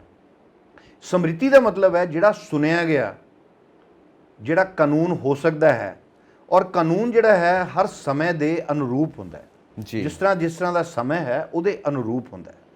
ਹੁਣ ਸਮ੍ਰਿਤੀਆਂ ਵੀ ਬਹੁਤ ਹੈ। ਸਮ੍ਰਿਤੀ ਨਾਰਦ ਸਮ੍ਰਿਤੀ ਹੈ, ਯਾਗਵੱਲਕ ਸਮ੍ਰਿਤੀ ਹੈ, ਗੁਪਤ ਕਾਲ ਦੇ ਵਿੱਚ ਹੋਰ ਤਰ੍ਹਾਂ ਦੀ ਸਮ੍ਰਿਤੀ ਕੰਮ ਕਰਦੀ ਸੀ। ਜਿਹੜਾ ਮਨੁ ਸਮ੍ਰਿਤੀ ਹੈ ਨੂੰ ਮਾਨਵ ਧਰਮ ਸ਼ਾਸਤਰ ਕਿਹਾ ਜਾਂਦਾ ਹੈ। ਸਮ੍ਰਿਤੀ ਲਿਟਰੇਚਰ ਹੋਵੇ ਜਾਂ ਸ਼ਰੂਤੀ ਸਾਹਿਤ ਹੋਵੇ ਜਾਂ ਲਿਟਰੇਚਰ ਹੋਏ, ਇਹਨਾਂ ਸਾਰਿਆਂ ਦਾ ਬੇਸ ਧਰਮ ਹੈ। ਔਰ ਧਰਮ ਜਿਹੜਾ ਹੈ ਇਹ ਰਿਲੀਜਨ ਨਹੀਂ ਹੈ। ਔਰ ਧਰਮ ਦੀ ਇਹ ਪਰਿਭਾਸ਼ਾ ਹੈ ਕਿ ਧ੍ਰਿਤੀ क्षमा दमोस्त्यम शौचम इंद्रिय निग्रह है धीर विद्या सत्यम अक्रोधो दशकम धर्म लक्षणम। धर्म कुछ सिद्धांतां ਦਾ ਨਾਮ ਹੈ ਔਰ ਬਹੁਤੀ ਡਿਟੇਲ 'ਚ ਨਾ ਜਾਂਦੇ ਹੋਏ ਜਿਹੜੇ ਕਿ ਹਿਊਮੈਨਿਟੇਰੀਅਨ ਪ੍ਰਿੰਸੀਪਲਸ ਹੈ। ਸ਼ਾਸਤਰਾਂ ਦੇ ਵਿੱਚ ਇਹ ਕਲੀਅਰ ਲਿਖਿਆ ਹੈ ਕਿ ਅਗਰ ਸਮ੍ਰਿਤੀ ਗ੍ਰੰਥਾਂ ਦੇ ਵਿੱਚ ਕੋਈ ਗੱਲ ਲਿਖੀ ਦੀ ਹੈ ਐਸੀ ਜਿਹੜੀ ਸ਼ਰੂਤੀ ਦੇ ਖਿਲਾਫ ਜਾਂਦੀ ਹੈ, ਉਹਦੀ ਮਾਨਤਾ ਨਹੀਂ ਹੋ ਸਕਦੀ। ਅੱਜ ਕੱਲ੍ਹ ਦੇ ਟਾਈਮ ਨੂੰ ਛੱਡ ਦਿਓ, ਅੱਜ ਤੋਂ 100 ਸਾਲ ਪਹਿਲੇ ਵੀ ਅਗਰ ਸੱਚਾਈ ਦੇਖੀ ਜਾਏ, ਪ੍ਰੈਕਟੀਕੈਲਿਟੀ ਦੇ ਵਿੱਚ ਆਇਆ ਜਾਏ ਤੇ ਮਨੁ ਸਮ੍ਰਿਤੀ ਦੀ ਕਾਪੀ ਕਿਸੇ ਨੇ ਨਹੀਂ ਦੇਖੀ। ਅੰਗਰੇਜ਼ਾਂ ਨੇ ਜਦੋਂ ਥੋਰੂ ਨੇ ਮਨੁ ਸਮ੍ਰਿਤੀ ਪੜ੍ਹੀ ਸੀ, ਉਹ ਕਹਿੰਦਾ ਸੀ it is the greatest law book I have ever read. Thoreau ਨੇ ਕਿਹਾ ਸੀਗਾ ਜੀ। ਔਰ ਇਸੇ ਤਰੀਕੇ ਦੇ ਨਾਲ ਇਸ ਦੀ ਪ੍ਰਸ਼ੰਸਾ ਬਹੁਤ ਲੈਵਲ ਤੇ ਬਹੁਤ ਲੋਕਾਂ ਨੇ ਕੀਤੀ, ਕਿਉਂਕਿ ਮਨੁ ਸਮ੍ਰਿਤੀ ਦੇ ਵਿੱਚ ਡਾਇਰੈਕਟਲੀ ਸ਼ੂਦਰਾਂ ਦੇ ਨਾਲ ਇਹ ਬਿਹੇਵ ਕੀਤਾ ਜਾਏ ਇਸ ਤਰ੍ਹਾਂ ਦੀ ਗੱਲ ਨਹੀਂ ਹੈ। ਹਾਂ, ਉਹਦੇ ਵਿੱਚ ਕੁਝ ਐਸੇ ਰੈਫਰੈਂਸਿਸ ਹੈਗੇ ਆ ਜਿਨ੍ਹਾਂ ਨੂੰ ਇਸ ਤਰੀਕੇ ਦੇ ਨਾਲ ਇੰਟਰਪ੍ਰੈਟ ਕੀਤਾ ਜਾ ਸਕਦਾ ਹੈ। ਲੇਕਿਨ ਉਸ ਵੇਲੇ ਬਹੁਤ ਸਾਰੇ ਐਸੇ ਲੋਕ ਜਿਹੜੇ ਬਾਹਰੋਂ ਆਏ ਦੇ ਸੀਗੇ, ਜਿਹੜੇ ਥੋੜ੍ਹੇ ਗਲਤ ਲੋਕ ਸੀਗੇ, ਉਹ ਕੁਝ, ਪਹਿਲੀ ਗੱਲ ਤਾਂ ਹੈ ਕਿ ਸੰਸਕ੍ਰਿਤ ਲੋਕ ਨਹੀਂ ਜਾਣਦੇ, ਇਸ ਕਰਕੇ ਉਹ ਟਰਾਂਸਲੇਟਡ ਚੀਜ਼ਾਂ ਨੂੰ ਪੜ੍ਹਦੇ ਆ। ਜਦੋਂ ਉਸੇ ਚੀਜ਼ ਨੂੰ ਇੱਕ ਡਿਫਰੈਂਟ ਤਰੀਕੇ ਦੇ ਨਾਲ ਓਰੀਜਨਲ ਸਕ੍ਰਿਪਚਰ 'ਚ ਦੇਖਦੇ ਹੋ ਤੇ ਸ਼ਾਇਦ ਤੁਹਾਨੂੰ ਲੱਗਦਾ ਹੈ ਕਿ ਇਸ ਤੋਂ ਵੱਡੀ ਕੋਈ ਗੱਲ ਨਹੀਂ ਹੈ। ਹੁਣ ਨਾਰੀਆਂ ਦਾ, ਇਸਤਰੀਆਂ ਦਾ ਸਥਾਨ ਹੈ ਜਿਹਦੇ ਲਈ ਵੂਮਨ ਐਮਪਾਵਰਮੈਂਟ ਲਈ ਵੀ ਡਾਕਟਰ ਅੰਬੇਦਕਰ ਨੇ ਕੰਮ ਕੀਤਾ। ਹੁਣ ਨਾਰੀਆਂ ਦੇ ਬਾਰੇ ਮਨੁ ਸਮ੍ਰਿਤੀ 'ਚ ਲਿਖਿਆ ਹੈ ਯਤਰ ਨਾਰਯਸਤੂ ਪੂਜਯੰਤੇ ਰਮਨਤੇ ਤਤਰ ਦੇਵਤਾ, ਕਿ ਜਿੱਥੇ ਨਾਰੀਆਂ ਦੀ ਪੂਜਾ ਹੁੰਦੀ ਹੈ ਉੱਥੇ ਦੇਵਤਾ ਨਿਵਾਸ ਕਰਦੇ ਹੈ। ਲੇਕਿਨ ਉਹਨਾਂ ਨੇ ਇੱਕ ਹੋਰ ਸ਼ਲੋਕ 'ਚ ਇਹ ਕਹਿ ਦਿੱਤਾ ਕਿ ਵੀ ਜਦੋਂ ਨਾਰੀ ਜਿਹੜੀ ਹੈ ਬਚਪਨ 'ਚ ਉਹ ਪਿਤਾ ਦੇ ਸੰਰਕਸ਼ਣ ਦੇ ਵਿੱਚ ਰਹੇ, ਪੈਟਰਨੇਜ 'ਚ ਰਹੇ, ਜਵਾਨੀ ਦੇ ਵਿੱਚ ਜਿਹੜੀ ਹੈ ਉਹ ਆਪਣੇ ਪਤੀ ਦੇ ਸੰਰਕਸ਼ਣ 'ਚ ਰਹੇ ਔਰ ਬੁਢਾਪਾ ਜਿਹੜਾ ਹੈ ਉਹ ਪੁੱਤਰ ਦੇ ਸੰਰਕਸ਼ਣ ਦੇ ਵਿੱਚ ਰਹੇ। ਹੁਣ ਅੱਜ ਕੱਲ੍ਹ ਦੇਖੋ ਇੰਨੀ ਪੁਲਿਸ ਫੋਰਸ ਹੈ, ਇੰਨੀ ਆਰਮੀ ਹੈ, ਇੰਨਾ ਲਾ ਸਟਰੋਂਗ ਹੈ ਔਰ ਇੰਨੇ ਮੀਨਸ ਆਫ ਕਮਿਊਨੀਕੇਸ਼ਨ ਹੈਗੇ ਹੈ ਔਰ ਔਰਤ ਇੰਨੀ ਐਨਲਾਈਟਨਡ ਹੈ, ਲੇਕਿਨ ਜਿਹੜੇ ਕ੍ਰਾਈਮਸ ਅਗੇਂਸਟ ਵੂਮੈਨ ਹੈ ਅੱਜ ਕੱਲ੍ਹ ਵੀ ਕਿੰਨੇ ਵਧੇ ਦੇ ਹੈ। ਔਰ ਉਹਨਾਂ ਦਿਨਾਂ ਦੇ ਵਿੱਚ ਕੋਈ ਸੜਕ ਨਹੀਂ ਹੈ, ਕੋਈ ਪੁਲਿਸ ਨਾਂ ਦੀ ਕੋਈ ਚੀਜ਼ ਨਹੀਂ ਹੈ ਜਿਹੜੀ ਕਿ ਸ਼ੇਰਸ਼ਾਹ ਸੂਰੀ ਦੇ ਟਾਈਮ ਤੋਂ ਸ਼ੁਰੂ ਹੋਈ ਹੈ। ਉਹਨਾਂ ਜ਼ਮਾਨਿਆਂ ਦੇ ਵਿੱਚ ਜੇ ਮਨੁ ਸਮ੍ਰਿਤੀ ਨੇ ਇਹ ਕਹਿ ਦਿੱਤਾ ਤੇ ਇਹਦੇ ਵਿੱਚ ਮੈਨੂੰ ਕੋਈ ਐਸੀ ਗੱਲ ਨਹੀਂ ਲੱਗੀ, ਕਿਉਂਕਿ ਉਸ ਵੇਲੇ ਔਰਤ ਘਰ ਦੀ ਚਾਰ ਦੀਵਾਰੀ ਦੇ ਵਿੱਚ ਰਹਿੰਦੀ ਸੀ ਜਿਸ ਤਰ੍ਹਾਂ ਦੇ ਹਾਲਾਤ ਸੀਗੇ। ਬਾਹਰ ਜੰਗਲੀ ਜਾਨਵਰ ਵੀ ਸੀ। ਅੱਜ ਕੱਲ੍ਹ ਤੇ ਸੋਸ਼ਲ ਲੈਵਲ ਤੇ ਸਾਡੇ ਇਨਸਾਨ ਦੇ ਜਾਮੇ ਦੇ ਵਿੱਚ ਬਹੁਤ ਸਾਰੇ ਜਾਨਵਰ ਤੁਰੇ ਫਿਰਦੇ ਆ ਜਿਹੜੇ ਕਿ ਔਰਤਾਂ ਦੇ ਅਗੇਂਸਟ ਜਿਹੜੇ ਕ੍ਰਾਈਮ ਕਰਦੇ ਹੈਗੇ ਆ। ਸੋ ਉਹਨਾਂ ਹਾਲਾਤਾਂ ਦੇ ਵਿੱਚ ਕੋਈ ਵੀ ਜਿਹੜੀ ਲਾਅ ਬੁੱਕ ਹੈ ਇਹ ਲਾਅ ਬੁੱਕ ਹੈ ਔਰ ਇਹਦਾ ਟਰਾਂਸਲੇਸ਼ਨ ਸਭ ਤੋਂ ਪਹਿਲੇ ਸਰ ਵਿਲੀਅਮ ਜੋਨਸ ਨੇ ਕੀਤਾ ਸੀ 18th ਸੈਂਚੁਰੀ ਦੇ ਵਿੱਚ ਜੀ। ਔਰ ਸਰ ਵਿਲੀਅਮ ਜੋਨਸ ਦੇ ਬਾਅਦ ਹੀ ਮਨੁਸਮ੍ਰਿਤੀ ਦੀ ਥੋੜੀ ਪਪੂਲੈਰਿਟੀ ਇਹ ਵਧੀ ਹੈ। ਅਦਰਵਾਈਜ਼ ਆਮ ਆਦਮੀ ਨੇ ਤੇ ਅੱਜ ਦੀ ਡੇਟ 'ਚ ਵੀ ਇਸ ਚੀਜ਼ ਨੂੰ ਕਦੀ ਸਟੱਡੀ ਨਹੀਂ ਕੀਤਾ। ਹੁਣ ਇੱਕ ਇਨਸਾਨ ਜਦੋਂ ਆਪਣੀ ਵਾਈਫ ਨੂੰ ਥੱਪੜ ਮਾਰਦਾ ਹੈ ਫੋਰ ਐਗਜ਼ਾਮਪਲ, ਤੇ ਉਹ ਮਨੁਸਮ੍ਰਿਤੀ ਦੇਖ ਕੇ ਮਾਰਦਾ ਹੈ, ਜਾਂ ਇੱਕ ਬੰਦਾ ਜਦੋਂ ਕਿਸੇ ਚਲਦੀ ਲੜਕੀ ਨੂੰ ਤੰਗ ਕਰਦਾ ਹੈ ਜਾਂ ਰੇਪ ਕਰਦਾ ਹੈ, ਉਹਦੇ ਸਾਹਮਣੇ ਕੋਈ ਸਕ੍ਰਿਪਚਰ ਨਹੀਂ ਹੁੰਦੀ ਔਰ ਉਹਦੀ ਕ੍ਰਿਮੀਨਲ ਟੈਂਡੈਂਸੀ ਹੈ, ਉਹਦਾ ਕੋਈ ਸਕ੍ਰਿਪਚਰਲ ਬੇਸਿਸ ਨਹੀਂ ਹੈ, ਉਹਦਾ ਕੋਈ ਰਿਲੀਜੀਅਸ ਬੇਸਿਸ ਨਹੀਂ ਹੈ। ਇਹ ਉਸ ਵੇਲੇ ਦੇ ਉਹਦੇ ਮਨ ਦੀ ਅਵਸਥਾ ਹੈ ਜਿਹੜੀ ਇੱਕ ਰਾਖਸ਼ੀ ਪ੍ਰਵਿਰਤੀ ਕਹਿ ਸਕਦੇ ਹੋ, ਡੈਮੋਨਿਕ ਸਟੇਟ, ਜਿਸ ਕਰਕੇ ਉਹ ਕ੍ਰਾਈਮ ਇਹ ਕਰਦਾ ਹੈ। ਇਹ ਅੰਬੇਦਕਰ ਜੀ ਇਹਨਾਂ ਚੀਜ਼ਾਂ ਨੂੰ ਕਾਫੀ ਹੱਦ ਤੱਕ ਸਮਝਦੇ ਸੀ, ਕਿਉਂਕਿ ਉਹ 9 ਲੈਂਗੁਏਜਸ ਜਿਹੜੀਆਂ ਜਾਣਦੇ ਸੀ ਉਹਨਾਂ ਦੇ ਵਿੱਚ ਸੰਸਕ੍ਰਿਤ ਵੀ ਸੀ, ਉਹਨਾਂ ਦੇ ਵਿੱਚ ਸੰਸਕ੍ਰਿਤ ਵੀ ਸੀ। ਔਰ ਮਨੁਸਮ੍ਰਿਤੀ ਦੇ ਵਿੱਚ ਵੀ ਮੇਰਾ ਖਿਆਲ ਜਿੰਨੇ ਕੁ ਅਖਾਨ ਕਾਸਟ ਦੀ ਸਪੋਰਟ ਦੇ ਵਿੱਚ ਕਹੇ ਜਾ ਸਕਦੇ ਆ, ਉਨੇ ਹੀ ਇਹਦੇ ਅਗੇਂਸਟ ਵੀ ਕਹੇ ਜਾ ਸਕਦੇ ਆ, ਜਿੱਥੇ ਮਾਨਵਤਾ ਦੀ ਗੱਲ ਹੈ, ਇਨਸਾਨੀਅਤ ਦੀ ਗੱਲ ਹੈ। ਔਰ ਇਹਦਾ ਐਕਚੁਅਲ ਨਾਮ ਸੀ ਮਾਨਵ ਧਰਮ ਸ਼ਾਸਤਰ। ਲੇਕਿਨ ਹੋਇਆ ਇਹ ਹੈ ਕਿ ਲੋਕ ਇੱਕ ਚੀਜ਼ ਨੂੰ ਪੜ੍ਹਦੇ ਨਹੀਂ ਹੈ, ਲੋਕ ਇੱਕ ਚੀਜ਼ ਨੂੰ ਸਮਝਦੇ ਨਹੀਂ ਹੈ। ਅੰਬੇਦਕਰ ਜੀ ਨੇ ਜੋ ਕੁਝ ਕੀਤਾ ਆਪਣੇ ਸਮੇਂ ਦੇ ਵਿੱਚ ਬਿਲਕੁਲ ਠੀਕ ਕੀਤਾ।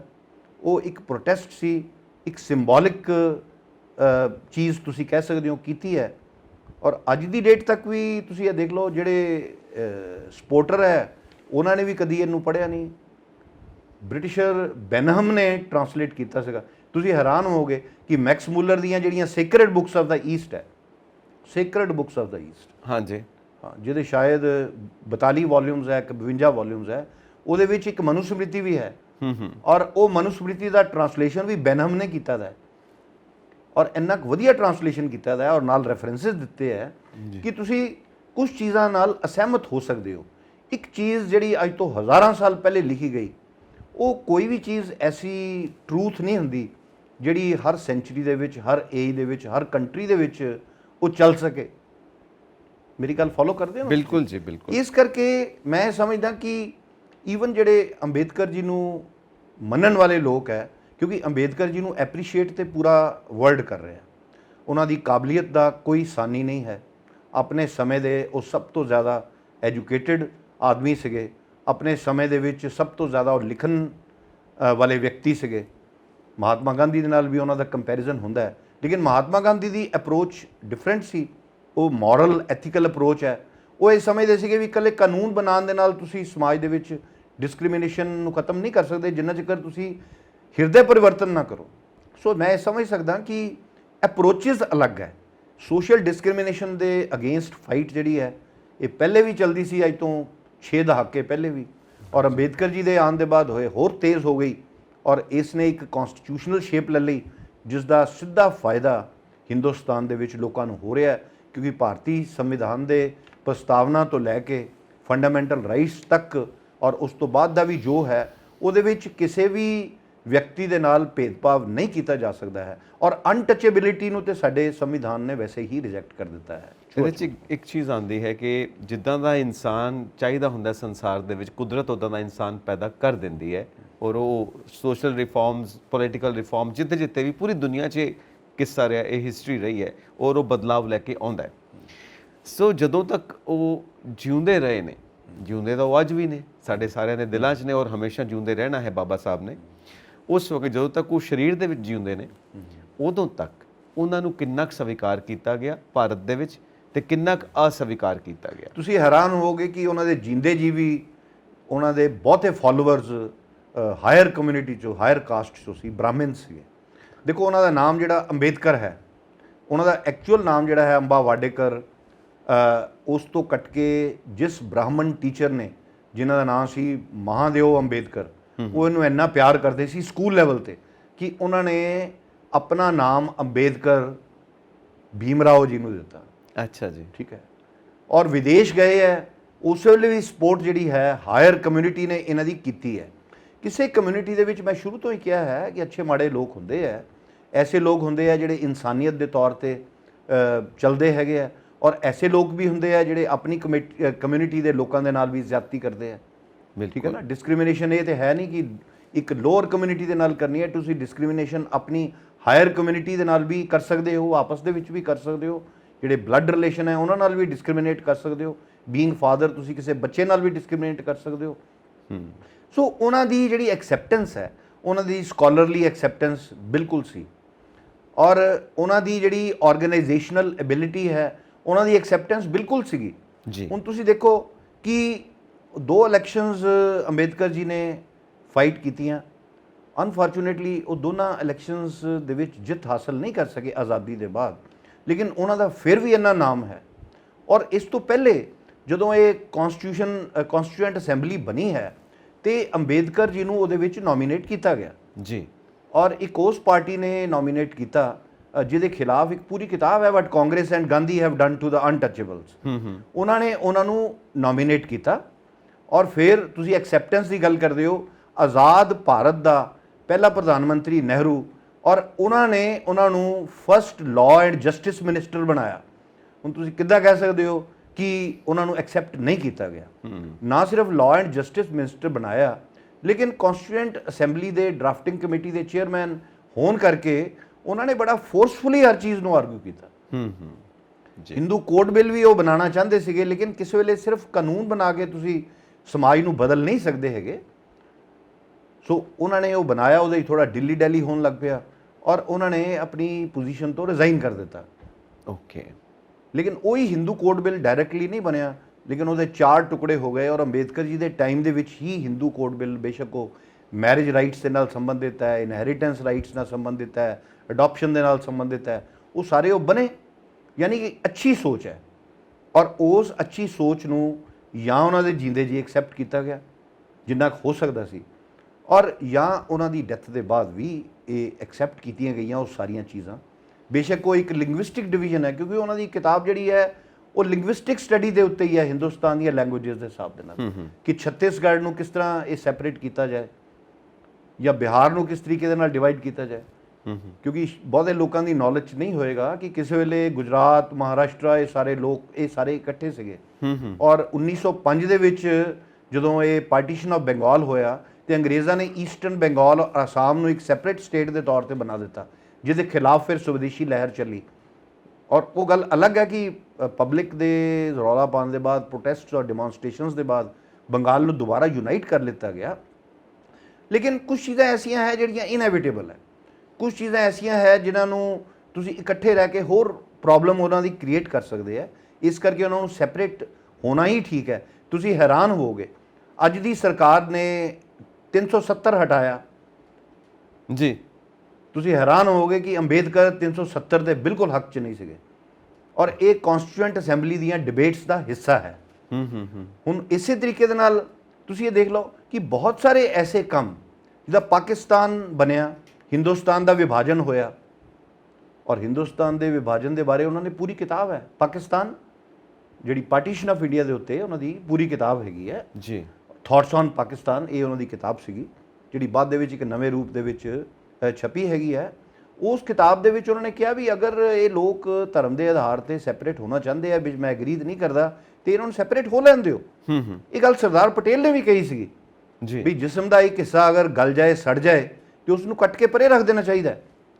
ਉਹ ਗੱਲ ਅਲੱਗ ਹੈ ਕਿ ਮਹਾਤਮਾ ਗਾਂਧੀ ਜੀ ਇਸ ਚੀਜ਼ ਦੇ ਨਾਲ ਸਹਿਮਤ ਨਹੀਂ ਸੀਗੇ, ਔਰ ਹੋਰ ਵੀ ਬਹੁਤ ਸਾਰੇ ਨੇਤਾ ਇਹਦੇ ਨਾਲ ਸਹਿਮਤ ਨਹੀਂ ਸੀ। ਰਾਜਨੀਤਿਕ ਤੌਰ ਤੇ ਡਿਫਰੈਂਸਿਸ ਦਾ ਮਤਲਬ ਇਹ ਨਹੀਂ ਹੈ ਕਿ ਤੁਸੀਂ ਜਿਹਦੇ ਨਾਲ ਡਿਫਰੈਂਸ ਹੈ ਉਹਦੀ ਇੰਟੈਲੈਕਚੁਅਲ ਰੈਕਗਨੀਸ਼ਨ ਨਾ ਕਰੋ, ਜਾਂ ਉਹਨੂੰ ਸਵੀਕਾਰਤਾ ਜਿਹੜੀ ਹੈ ਨਾ ਪ੍ਰਦਾਨ ਕਰੋ।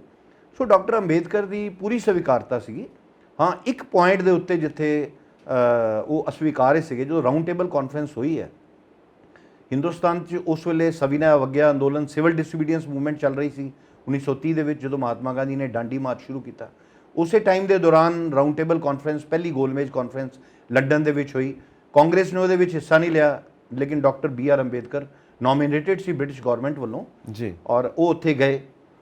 ਦੂਸਰੀ ਕਾਨਫਰੰਸ ਵੇਲੇ ਜਦੋਂ ਇਹ ਭਗਤ ਸਿੰਘ ਜੀ ਦਾ ਅਸੈਸੀਨੇਸ਼ਨ ਹੋਇਆ, ਯਾਨੀ ਕਿ ਫਾਂਸੀ ਲੱਗੀ ਹੈ, ਉਸ ਦੇ ਬਾਅਦ ਕਾਂਗਰਸ ਦਾ ਜੋ ਐਟੀਟਿਊਡ ਸੀ ਔਰ ਜੋ ਗਾਂਧੀ ਇਰਵਿਨ ਪੈਕਟ ਹੋਇਆ, ਜਿਹਦੇ ਮੁਤਾਬਕ ਕਾਂਗਰਸ ਔਰ ਗਾਂਧੀ ਦਾ ਸਮਝੌਤਾ ਹੋ ਗਿਆ, ਤੇ ਕਾਂਗਰਸ ਨੇ ਗਾਂਧੀ ਜੀ ਨੂੰ ਰਿਪਰੈਜ਼ੈਂਟੇਟਿਵ ਬਣਾਇਆ ਕਿ ਦੂਸਰੇ ਗੋਲਮੇਜ ਕਾਨਫਰੰਸ ਦੇ ਵਿੱਚ ਉੱਥੇ ਹਿੱਸਾ ਜਾ ਕੇ ਲੈਣ। ਤੀਸਰੀ ਗੋਲਮੇਜ ਕਾਨਫਰੰਸ 'ਚ ਅੰਬੇਦਕਰ ਗਏ, ਲੇਕਿਨ ਕਾਂਗਰਸ ਨੇ ਫਿਰ ਬਾਈਕਾਟ ਕਰਤਾ ਕਿਉਂਕਿ ਸਿਵਲ ਡਿਸਓਬੀਡੀਐਂਸ ਮੂਵਮੈਂਟ ਜਿਹੜੀ ਹੈ ਦੁਬਾਰਾ ਤੇਜ਼ ਹੋ ਚੁੱਕੀ ਸੀ। ਹੁਣ ਡਿਫਰੈਂਸਿਸ ਕਿੱਥੇ ਆਉਂਦੇ ਆ? ਡਿਫਰੈਂਸਿਸ ਦੀ ਬੈਕਗਰਾਉਂਡ ਇਸ ਤਰੀਕੇ ਦੀ ਹੈ ਕਿ ਇੱਕ ਪੂਰਾ ਸੈਸ਼ਨ ਹੋਰ ਦੇਣ ਦੀ ਜ਼ਰੂਰਤ ਹੈ। ਬਹੁਤ ਸਾਰੇ ਐਸੇ ਕੰਮ ਹੈ ਜਿਹੜੇ ਕਿ ਵਿਦੇਸ਼ੀ ਸਰਕਾਰ ਨੇ ਇੱਥੇ ਕੀਤੇ, ਬੀਜ ਐਸੇ ਬੋਏ ਜਿਨ੍ਹਾਂ ਦੇ ਦਰਖਤ ਹੁਣ ਬਣ ਕੇ ਸਾਡੇ ਸਾਹਮਣੇ ਖੜੇ ਹੈਗੇ ਆ। ਬ੍ਰਿਟਿਸ਼ ਗਵਰਨਮੈਂਟ ਦੇ ਟਾਈਮ ਦੇ ਵਿੱਚ ਕਹਿਣਾ ਨਹੀਂ ਚਾਹੀਦਾ, ਲੇਕਿਨ ਇਤਿਹਾਸ ਦਾ ਵਿਦਿਆਰਥੀ ਹਾਂ ਔਰ ਬੇਸ਼ੱਕ ਬ੍ਰਿਟਿਸ਼ ਗਵਰਨਮੈਂਟ ਦੇ ਸਕਾਲਰਸ਼ਿਪ ਤੇ ਹੀ ਮੈਂ ਇੰਗਲੈਂਡ ਦੇ ਵਿੱਚ ਪੜ੍ਹਿਆ, ਲੇਕਿਨ ਇਫੈਕਟ ਹੈ ਕਿ ਡਿਵਾਈਡ ਐਂਡ ਰੂਲ, ਡਿਵਾਈਡ ਐਟ ਐਂਪਰਾ, ਇਹ ਇਹਨਾਂ ਦੀ ਨੀਤੀ ਦਾ ਹਿੱਸਾ ਸੀਗੀ। 1906 ਦੇ ਵਿੱਚ ਮੁਸਲਿਮ ਲੀਗ ਬਣੀ ਹੈ ਔਰ ਇਹਨਾਂ ਨੂੰ ਬੁਲਾ ਕੇ ਲਾਰਡ ਮਿੰਟੋ ਨੇ ਸ਼ਿਮਲਾ ਦੇ ਵਿੱਚ ਕਿਹਾ ਕਿ ਤੁਸੀਂ ਸੈਪਰੇਟ ਇਲੈਕਟੋਰੇਟਸ ਦੀ ਮੰਗ ਕਰੋ, ਔਰ 1909 ਦੇ ਵਿੱਚ ਜਿਹੜਾ ਮਾਰਲੀਮੈਂਟੋ ਰਿਫਾਰਮਸ ਬਣਿਆ ਉਹਦੇ ਵਿੱਚ ਸੈਪਰੇਟ ਇਲੈਕਟੋਰੇਟਸ ਦੀ ਮੰਗ ਕੀਤੀ ਗਈ, ਯਾਨੀ ਕਿ ਮੁਸਲਮਾਨਾਂ ਨੂੰ ਕਰਨਗੇ, ਅਛੂਤ ਜਿਹੜੇ ਹੈ ਸੋ ਕਾਲਡ ਉਹ ਉਹਨਾਂ ਨੂੰ ਕਰਨਗੇ। ਸੈਪਰੇਟ ਇਲੈਕਟੋਰੇਟਸ ਇਨ ਪ੍ਰਿੰਸੀਪਲ ਇੰਟਰੋਡਿਊਸ ਕਰ ਦਿੱਤਾ ਗਿਆ। ਇਹਨੂੰ ਮੈਂ ਰਾਊਂਡ ਟੇਬਲ ਕਾਨਫਰੰਸਿਸ ਦੇ ਕੰਟੈਕਸਟ ਦੇ ਵਿੱਚ ਇਸ ਕਰਕੇ ਦੱਸਿਆ ਕਿ ਜਦੋਂ ਰਾਊਂਡ ਟੇਬਲ ਕਾਨਫਰੰਸ ਹੋਈ ਹੈ ਉਸ ਤੋਂ ਪਹਿਲੇ ਔਰ ਰਾਊਂਡ ਟੇਬਲ ਕਾਨਫਰੰਸਿਸ ਦੇ ਦੌਰਾਨ ਵੀ ਡਾਕਟਰ BR ਅੰਬੇਦਕਰ ਸੈਪਰੇਟ ਇਲੈਕਟੋਰੇਟਸ ਦੀ ਮੰਗ ਕਰਦੇ ਰਹੇ ਹੈ, ਲੇਕਿਨ ਜਦੋਂ ਗਾਂਧੀ ਜੀ ਨੇ ਇਹ ਦੇਖਿਆ ਕਿ ਇਹ ਤੇ ਫਿਰ ਆਪਣੇ ਧਰਮ ਤੋਂ ਸੈਪਰੇਟ ਹੋ ਜਾਣਗੇ ਔਰ ਇਹ ਫਿਰ ਕਿੰਨੇ ਕੁ ਲੋਕਾਂ ਨੂੰ ਸੈਪਰੇਟ ਕਰੋਗੇ, ਕਿਉਂਕਿ ਹਿੰਦੁਸਤਾਨ ਦੇ ਵਿੱਚ ਤੇ ਬਹੁਤ ਮਾਈਨੋਰਿਟੀਜ਼ ਹੈ। ਉਹਨਾਂ ਨੇ ਫਿਰ ਇੱਕ ਸਟੈਂਡ ਲੈ ਲਿਆ ਔਰ ਇੱਕ ਵਰਤ ਵੀ ਰੱਖ ਲਿਆ, ਜਿਹਦੇ ਬਾਅਦ ਫਿਰ ਇਹ ਪੂਨਾ ਪੈਕਟ ਹੋਇਆ, ਜਿਹਦੇ ਵਿੱਚ ਡਾਕਟਰ ਅੰਬੇਦਕਰ ਨੇ ਵਕਤ ਦੀ ਨਜ਼ਾਕਤ ਨੂੰ ਦੇਖਦੇ ਹੋਏ ਔਰ ਕੰਟਰੀ ਦੀ ਯੂਨਿਟੀ ਇੰਟੈਗਰਿਟੀ ਨੂੰ ਦੇਖਦੇ ਹੋਏ, ਧਰਮ ਦੀ ਇੰਟੈਗਰਿਟੀ ਨੂੰ ਦੇਖਦੇ ਹੋਏ ਉਹਨਾਂ ਨੇ ਐਗਰੀ ਕਰ ਲਿਆ ਕਿ ਠੀਕ ਹੈ ਜੁਆਇੰਟ ਇਲੈਕਟੋਰੇਟਸ ਹੋਣਗੇ, ਯਾਨੀ ਕਿ ਕਿਸੇ ਧਰਮ ਦੇ ਬੇਸ ਤੇ ਉਸ ਤਰ੍ਹਾਂ ਨਹੀਂ ਹੋਏਗਾ, ਲੇਕਿਨ ਉਹਦੇ ਵਿੱਚ ਸਾਡੀਆਂ ਸੀਟਾਂ ਜਿਹੜੀਆਂ ਹੈ ਉਹ ਰਿਜ਼ਰਵ ਹੋਣਗੀਆਂ, ਯਾਨੀ ਕਿ ਸਾਡੀ ਰਿਪਰੈਜ਼ੈਂਟੇਸ਼ਨ ਜ਼ਿਆਦਾ ਹੋਏਗੀ। ਡਾਕਟਰ ਅੰਬੇਦਕਰ ਦਾ ਇਹ ਮੰਨਣਾ ਸੀ ਕਿ ਸਾਡੇ ਲੋਕਾਂ ਦੀ ਰਿਪਰੈਜ਼ੈਂਟੇਸ਼ਨ ਜਿਹੜੀ ਹੈ ਇਹ ਹੋਣੀ ਚਾਹੀਦੀ ਹੈ ਪੋਲੀਟੀਕਲ ਰਿਪਰੈਜ਼ੈਂਟੇਸ਼ਨ, ਕਿਉਂਕਿ ਸਾਡੇ ਲੋਕਾਂ ਨੂੰ ਅਸੀਂ ਹੀ ਸਮਝ ਸਕਦੇ ਹਾਂ। ਦੂਸਰਾ ਆਦਮੀ ਜਿਹੜਾ ਇੱਕ ਹਾਇਰ ਪੈਡੈਸਟਲ ਤੇ ਹੈ ਉਹ ਇੱਕ ਲੋ ਲਾਈਂਗ ਜਿਹੜਾ ਵਿਅਕਤੀ ਹੈ ਉਹਦੀਆਂ ਪ੍ਰੋਬਲਮਸ ਨੂੰ, ਉਹਦੀਆਂ ਮੁਸੀਬਤਾਂ ਨੂੰ ਉਹ ਸਮਝ ਨਹੀਂ ਸਕਦਾ। ਇਹ ਉਹਨਾਂ ਦਾ ਵਿਚਾਰ ਸੀ। ਡਾਕਟਰ ਅੰਬੇਦਕਰ ਹਰ ਪੁਆਇੰਟ ਨੂੰ, ਹਰ ਸਿਚੁਏਸ਼ਨ ਨੂੰ ਗਹਿਰਾਈ 'ਚ ਸਮਝ ਕੇ ਫਿਰ ਫੈਸਲਾ ਕਰਦੇ ਰਹੇ ਔਰ ਇੰਡੀਆ ਨੂੰ ਇੱਥੇ ਤੱਕ ਲੈ ਕੇ ਆਉਂਦੇ ਨੇ, ਜੋ ਉਹਨਾਂ ਦਾ ਸਾਰਾ ਸਹਿਯੋਗ ਰਿਹਾ ਹੈ, ਜੋ ਯੋਗਦਾਨ ਰਿਹਾ ਹੈ, ਔਰ ਉਹ ਸਾਰਾ ਨਜ਼ਰੀਆ ਭਾਰਤ ਦੇ ਸੰਵਿਧਾਨ ਦੇ ਵਿੱਚ, ਕਨਸਟੀਟਿਊਸ਼ਨ ਦੇ ਵਿੱਚ ਦਿਖਾਈ ਦਿੰਦਾ ਹੈ, ਜੋ ਅੱਜ ਭਾਰਤ ਨੂੰ ਚਲਾ ਰਿਹਾ ਹੈ। ਅੱਜ ਦੇ ਕੰਟੈਕਸਟ ਦੇ ਵਿੱਚ, ਕਿਉਂਕਿ ਉਹ ਹੀਰੋ ਨੇ ਸਾਡੇ ਸਾਰਿਆਂ ਦੇ ਔਰ ਯੁਵਾ ਪੀੜ੍ਹੀ ਨੂੰ ਤਾਂ ਖਾਸ ਤੌਰ 'ਤੇ ਆਕਰਸ਼ਿਤ ਕਰਦੇ ਨੇ ਕਿਉਂਕਿ ਰੈਵੋਲੂਸ਼ਨਰੀ ਨੇ। ਅੱਜ ਦੇ ਕੰਟੈਕਸਟ ਦੇ ਵਿੱਚ ਜੋ ਅੱਜ ਦੀ ਯੰਗ ਜਨਰੇਸ਼ਨ ਹੈ ਪੂਰੀ ਦੁਨੀਆ ਦੀ, ਜੋ ਡਾਕਟਰ ਭੀਮਰਾਓ ਅੰਬੇਦਕਰ ਤੋਂ ਉਹਨਾਂ ਨੇ ਕੋਈ ਖਾਸ ਗੱਲ ਸਿੱਖਣੀ ਹੋਵੇ ਜੋ ਸਾਰੀ ਉਮਰ ਉਹਨਾਂ ਦੇ ਕੰਮ ਆਵੇ, ਉਹ ਕੀ ਹੋ ਸਕਦੀ ਹੈ? ਦੇਖੋ, ਡਾਕਟਰ BR ਅੰਬੇਦਕਰ ਮੈਂ ਸਮਝਦਾ ਕਿ ਗਿਆਨ ਦੇ ਪੁੰਜ ਸਨ, ਗਿਆਨ ਦੇ ਸੂਰਜ ਸਨ। ਸੋ ਪਹਿਲੀ ਚੀਜ਼ ਤੇ ਅੱਜ ਦੀ ਯੂਥ ਨੂੰ ਇਹ ਸਮਝਣੀ ਚਾਹੀਦੀ ਹੈ ਕਿ ਸਿਰਫ ਅੰਬੇਦਕਰ ਜੀ ਦੇ ਗਲੇ ਦੇ ਵਿੱਚ ਹਾਰ ਪਾਉਣ ਦੇ ਨਾਲ, ਉਹਨਾਂ ਦਾ ਦਿਨ ਮਨਾਉਣ ਦੇ ਨਾਲ ਜਾਂ ਹੋਰ ਇਸ ਤਰ੍ਹਾਂ ਦੇ ਕੰਮ ਕਰਨ ਦੇ ਨਾਲ, ਜਲਸੇ ਜਲੂਸਾਂ ਦੇ ਨਾਲ ਇਕੱਲਾ ਕੰਮ ਨਹੀਂ ਬਣੇਗਾ। ਉਹ ਵੀ ਠੀਕ ਹੈ, ਉਹਨਾਂ ਨੂੰ ਉਸ ਤਰ੍ਹਾਂ ਦੀ ਨੌਲੇਜ ਗ੍ਰਹਿਣ ਕਰਨੀ ਪਏਗੀ, ਉਸ ਤਰ੍ਹਾਂ ਦੀ ਮਿਹਨਤ ਕਰਨੀ ਪਏਗੀ ਔਰ ਆਪਣੇ ਮਾਈਂਡ ਨੂੰ ਯੂਨੀਵਰਸਲ ਲੈਵਲ ਦੇ ਉੱਤੇ, ਗਲੋਬਲ ਲੈਵਲ ਦੇ ਉੱਤੇ ਦੇਖ ਕੇ ਆਪਣੀ ਪਰਸਨੈਲਿਟੀ ਨੂੰ ਡਿਵੈਲਪ ਕਰਨਾ ਪਏਗਾ। ਇੱਕ ਛੋਟੀ ਜਿਹੀ ਜਗ੍ਹਾ ਦੇ ਉੱਤੇ, ਰਤਨਾਗਰੀ ਡਿਸਟ੍ਰਿਕਟ ਦੇ ਵਿੱਚ, ਇੱਕ ਛੋਟੇ ਜਿਹੇ ਪਿੰਡ ਦੇ ਵਿੱਚ ਪੈਦਾ ਹੋਇਆ ਇਨਸਾਨ ਇੱਕ ਐਡੀ ਵੱਡੀ ਪੋਜੀਸ਼ਨ ਨੂੰ ਹਾਸਲ ਕਰ ਗਿਆ ਔਰ ਸਾਰੀ ਦੁਨੀਆ ਨੂੰ ਬਦਲਣ ਦੀ ਕੋਸ਼ਿਸ਼ ਜਿਹੜੀ ਹੈ ਉਹਨਾਂ ਨੇ ਕੀਤੀ। ਸਾਰੀ ਦੁਨੀਆ ਦਾ ਮਤਲਬ ਹੈ ਕਿ ਉਹਨਾਂ ਦੀ ਜਿਹੜੀ ਉਸ ਵੇਲੇ ਆਪਣੀ ਦੁਨੀਆ ਹੈ, ਬੇਸ਼ੱਕ ਉਸ ਦੁਨੀਆ ਦੇ ਵਿੱਚ, ਕਿਉਂਕਿ ਉਹ ਜਰਮਨੀ ਦੇ ਵਿੱਚ ਵੀ ਕੁਝ ਦੇਰ ਬੌਨ ਯੂਨੀਵਰਸਿਟੀ ਦੇ ਵਿੱਚ ਪੜ੍ਹੇ, ਪ੍ਰਿੰਸਟਨ ਦੇ ਵਿੱਚ ਵੀ ਪੜ੍ਹੇ, ਲੰਡਨ ਸਕੂਲ ਆਫ ਇਕਨੋਮਿਕਸ ਦੇ ਵਿੱਚ ਵੀ, ਗ੍ਰੇਜ਼ ਇਨ ਦੇ ਵਿੱਚ ਵੀ। ਸੋ ਇਸ ਕਰਕੇ ਉਹਨਾਂ ਦਾ ਐਕਸਪੋਜ਼ਰ ਇੰਟਰਨੈਸ਼ਨਲ ਸੀ। ਸੋ ਇੰਟਰਨੈਸ਼ਨਲ ਐਕਸਪੋਜ਼ਰ ਦੇ ਵਿੱਚ ਓਬਵੀਅਸਲੀ ਜੋ ਸੋਚਦੇ ਸੀ ਉਹ ਇਕੱਲਾ ਹਿੰਦੁਸਤਾਨ ਬਾਰੇ ਨਹੀਂ ਸੀ ਸੋਚਦੇ। ਸੋ ਉਹਨਾਂ ਦਾ ਜਿਹੜਾ ਨੌਲੇਜ ਦੀ ਅਰਜ ਹੈ ਨੰਬਰ 1, ਇਹ ਇੱਕ ਬਹੁਤ ਵੱਡਾ ਮੈਂ ਸਮਝਦਾ ਪੁਆਇੰਟ ਹੈਗਾ। ਦੂਸਰਾ, ਉਹਨਾਂ ਦਾ ਸਲੋਗਨ ਸੀ ਐਜੂਕੇਟ, ਐਜੀਟੇਟ, ਆਰਗੇਨਾਈਜ਼। ਅਗਰ ਤੁਸੀਂ ਸਫਲ ਹੋਣਾ ਚਾਹੁੰਦੇ ਹੋ ਸਮਾਜਿਕ ਤੌਰ ਤੇ, ਐਜੂਕੇਟ ਹੋਵੋ। ਔਰ ਉਹਨਾਂ ਨੇ ਬਹੁਤ ਸਾਰੇ ਹੋਸਟਲਸ ਦਾ ਨਿਰਮਾਣ ਕੀਤਾ ਜਿੱਥੇ ਅਨਟੱਚੇਬਲਸ ਦੇ ਬੱਚੇ ਜਿਹੜੇ ਹੈ ਜਾਂ ਲੋਅਰ ਕਾਸਟ ਦੇ ਜਿਹੜੇ ਬੱਚੇ ਹੈ ਉਹ ਰਹਿਣ, ਉਹਨਾਂ ਨੂੰ ਕੋਈ ਪ੍ਰੋਬਲਮ ਨਾ ਹੋਏ, ਕਿਉਂਕਿ ਉਹਨਾਂ ਨੇ ਦੇਖਿਆ ਸੀ ਕਿ ਜਦੋਂ ਉਹ ਪੜ੍ਹਦੇ ਸੀਗੇ ਉਸ ਵੇਲੇ ਉਹਨਾਂ ਨੂੰ ਕੋਈ ਪਾਣੀ, ਆਪ ਉਹ ਪਾਣੀ ਵਾਲੇ ਬਰਤਨ ਨੂੰ ਛੂਹ ਨਹੀਂ ਸੀ ਸਕਦੇ, ਕੋਈ ਹੋਰ ਹੀ ਆ ਕੇ ਉਹਨਾਂ ਨੂੰ ਪਾਣੀ ਬੁੱਕ ਦੇ ਵਿੱਚ ਪਿਲਾਵੇ ਤੇ ਉਹ ਚੱਲਦਾ ਸੀ ਕੰਮ। ਉਹ ਚਾਹੁੰਦੇ ਸੀਗੇ ਕਿ ਐਜੂਕੇਟ ਕਰੋ, ਆਪਣੇ ਆਪ ਨੂੰ ਇੰਨਾ ਸਟਰੋਂਗ ਬਣਾਓ, ਇੰਨਾ ਲਿਟਰੇਟ ਬਣਾਓ ਕਿ ਲੋਕ ਆ ਕੇ ਜਿਹੜੇ ਹੈ ਉਹ ਤੁਹਾਨੂੰ ਰੈਕਗਨਾਈਜ਼ ਕਰਨ। ਐਜੂਕੇਟ, ਐਜੀਟੇਟ, ਔਰ ਜਿੱਥੇ ਅਨਿਆਏ ਹੈ ਉੱਥੇ ਐਜੀਟੇਟ ਕਰਨਾ ਬਹੁਤ ਜ਼ਰੂਰੀ ਹੈ। ਔਰ ਇਹ ਭਗਵਦ ਗੀਤਾ ਦੇ ਗੋਸਪਲ ਤੋਂ ਕੋਈ ਸੈਪਰੇਟ ਨਹੀਂ ਹੈ ਕਿ ਅਨਿਆਏ ਦੇ ਖਿਲਾਫ ਅਰਜੁਨ ਤੈਨੂੰ ਲੜਨਾ ਹੀ ਪਏਗਾ। ਕਲੈਵਿਅਮ ਮਾ ਸਮਗਮੇ ਪਾਰਥ, ਦੂਸਰੇ ਅਧਿਆਏ ਦੇ ਵਿੱਚ ਜਦੋਂ ਕਹਿੰਦੇ ਆ ਬਈ ਅਨਮੈਨਲੀਨੈਸ ਦੇ ਅੱਗੇ ਝੁਕਣਾ ਜਿਹੜਾ ਹੈ ਇਹ ਵੀ ਉੱਡਾ ਹੀ ਵੱਡਾ ਕ੍ਰਾਈਮ ਹੈ ਜਿੰਨਾ ਕਿ ਕੋਈ ਦੂਸਰਾ ਕ੍ਰਾਈਮ ਹੋ ਸਕਦਾ ਹੈ। ਅਨਿਆਏ ਕਰਨ ਵਾਲਾ ਔਰ ਅਨਿਆਏ ਸਹਿਣ ਵਾਲਾ ਇਹ ਦੋਨੇ ਕ੍ਰਿਮੀਨਲ ਹੈ। ਸਹਿਣ ਵਾਲਾ ਜਿਹੜਾ ਹੈ ਨਹੀਂ ਕਰਨਾ ਚਾਹੀਦਾ। ਐਜੂਕੇਟ, ਐਜੀਟੇਟ ਔਰ ਆਰਗੇਨਾਈਜ਼। ਬਿਨਾਂ ਆਰਗੇਨਾਈਜੇਸ਼ਨ ਦੇ ਵਿੱਚ ਸਮਾਜ ਇੱਕ ਬਹੁਤ ਵੱਡਾ ਯੂਨਿਟ ਹੈ ਔਰ ਅੱਜ ਕੱਲ੍ਹ ਦੇ ਸਮਾਜ ਦੇ ਵਿੱਚ ਇੱਕ ਤੰਤਰਾਤਮਕ ਸਿਸਟਮ ਦੇ ਵਿੱਚ, ਡੈਮੋਕ੍ਰੇਸੀ ਦੇ ਵਿੱਚ ਸਿਰ ਵੀ ਗਿਣੇ ਜਾਂਦੇ ਹੈ ਔਰ ਇਸ ਕਰਕੇ ਆਰਗੇਨਾਈਜ਼ ਕਰਨਾ ਬਹੁਤ ਜ਼ਰੂਰੀ ਹੈ ਕਿਉਂਕਿ ਜਿੰਨਾ ਆਰਗੇਨਾਈਜ਼ ਕਰੋਗੇ ਉਨਾ ਸੋਸ਼ਲ ਕੋਹੀਜ਼ਨ ਬਣੇਗਾ ਔਰ ਉਨੀ ਤੁਹਾਡੀ ਕ੍ਰੈਡੀਬਿਲਿਟੀ ਬਣੇਗੀ, ਉਨੀ ਸੋਸਾਇਟੀ 'ਚ ਐਕਸੈਪਟੇਬਿਲਿਟੀ ਬਣੇਗੀ। ਐਜੂਕੇਟ, ਐਜੀਟੇਟ, ਆਰਗੇਨਾਈਜ਼, ਇਹ ਉਹਨਾਂ ਦਾ ਮੈਸੇਜ ਸੀ ਉਸ ਵੇਲੇ ਦਾ, ਹੁਣ ਵੀ ਉਹ ਰੈਲੇਵੈਂਟ ਹੈ। Thank you so much doctor Kapoor, ਤੁਸੀਂ ਇਸ ਸਬਜੈਕਟ ਦੇ ਉੱਤੇ ਸਾਨੂੰ ਐਨਲਾਈਟਨ ਕੀਤਾ। Thank you so much. ਔਰ ਅਸੀਂ ਆਪਣੇ ਦਰਸ਼ਕਾਂ ਨੂੰ ਗੁਜ਼ਾਰਿਸ਼ ਕਰਾਂਗੇ ਤੁਸੀਂ ਵੀ ਇਸ ਸਬਜੈਕਟ ਦੇ ਉੱਤੇ ਆਪਣੇ ਵਿਚਾਰ ਸਾਨੂੰ ਇਨਬਾਕਸ ਕਰੋ। ਸਾਡਾ ਚੈਨਲ ਪੰਜਾਬ ਮੇਲ USA TV ਸਬਸਕ੍ਰਾਈਬ ਕਰੋ। Thank you sir. ਸਤਿ ਸ਼੍ਰੀ ਅਕਾਲ।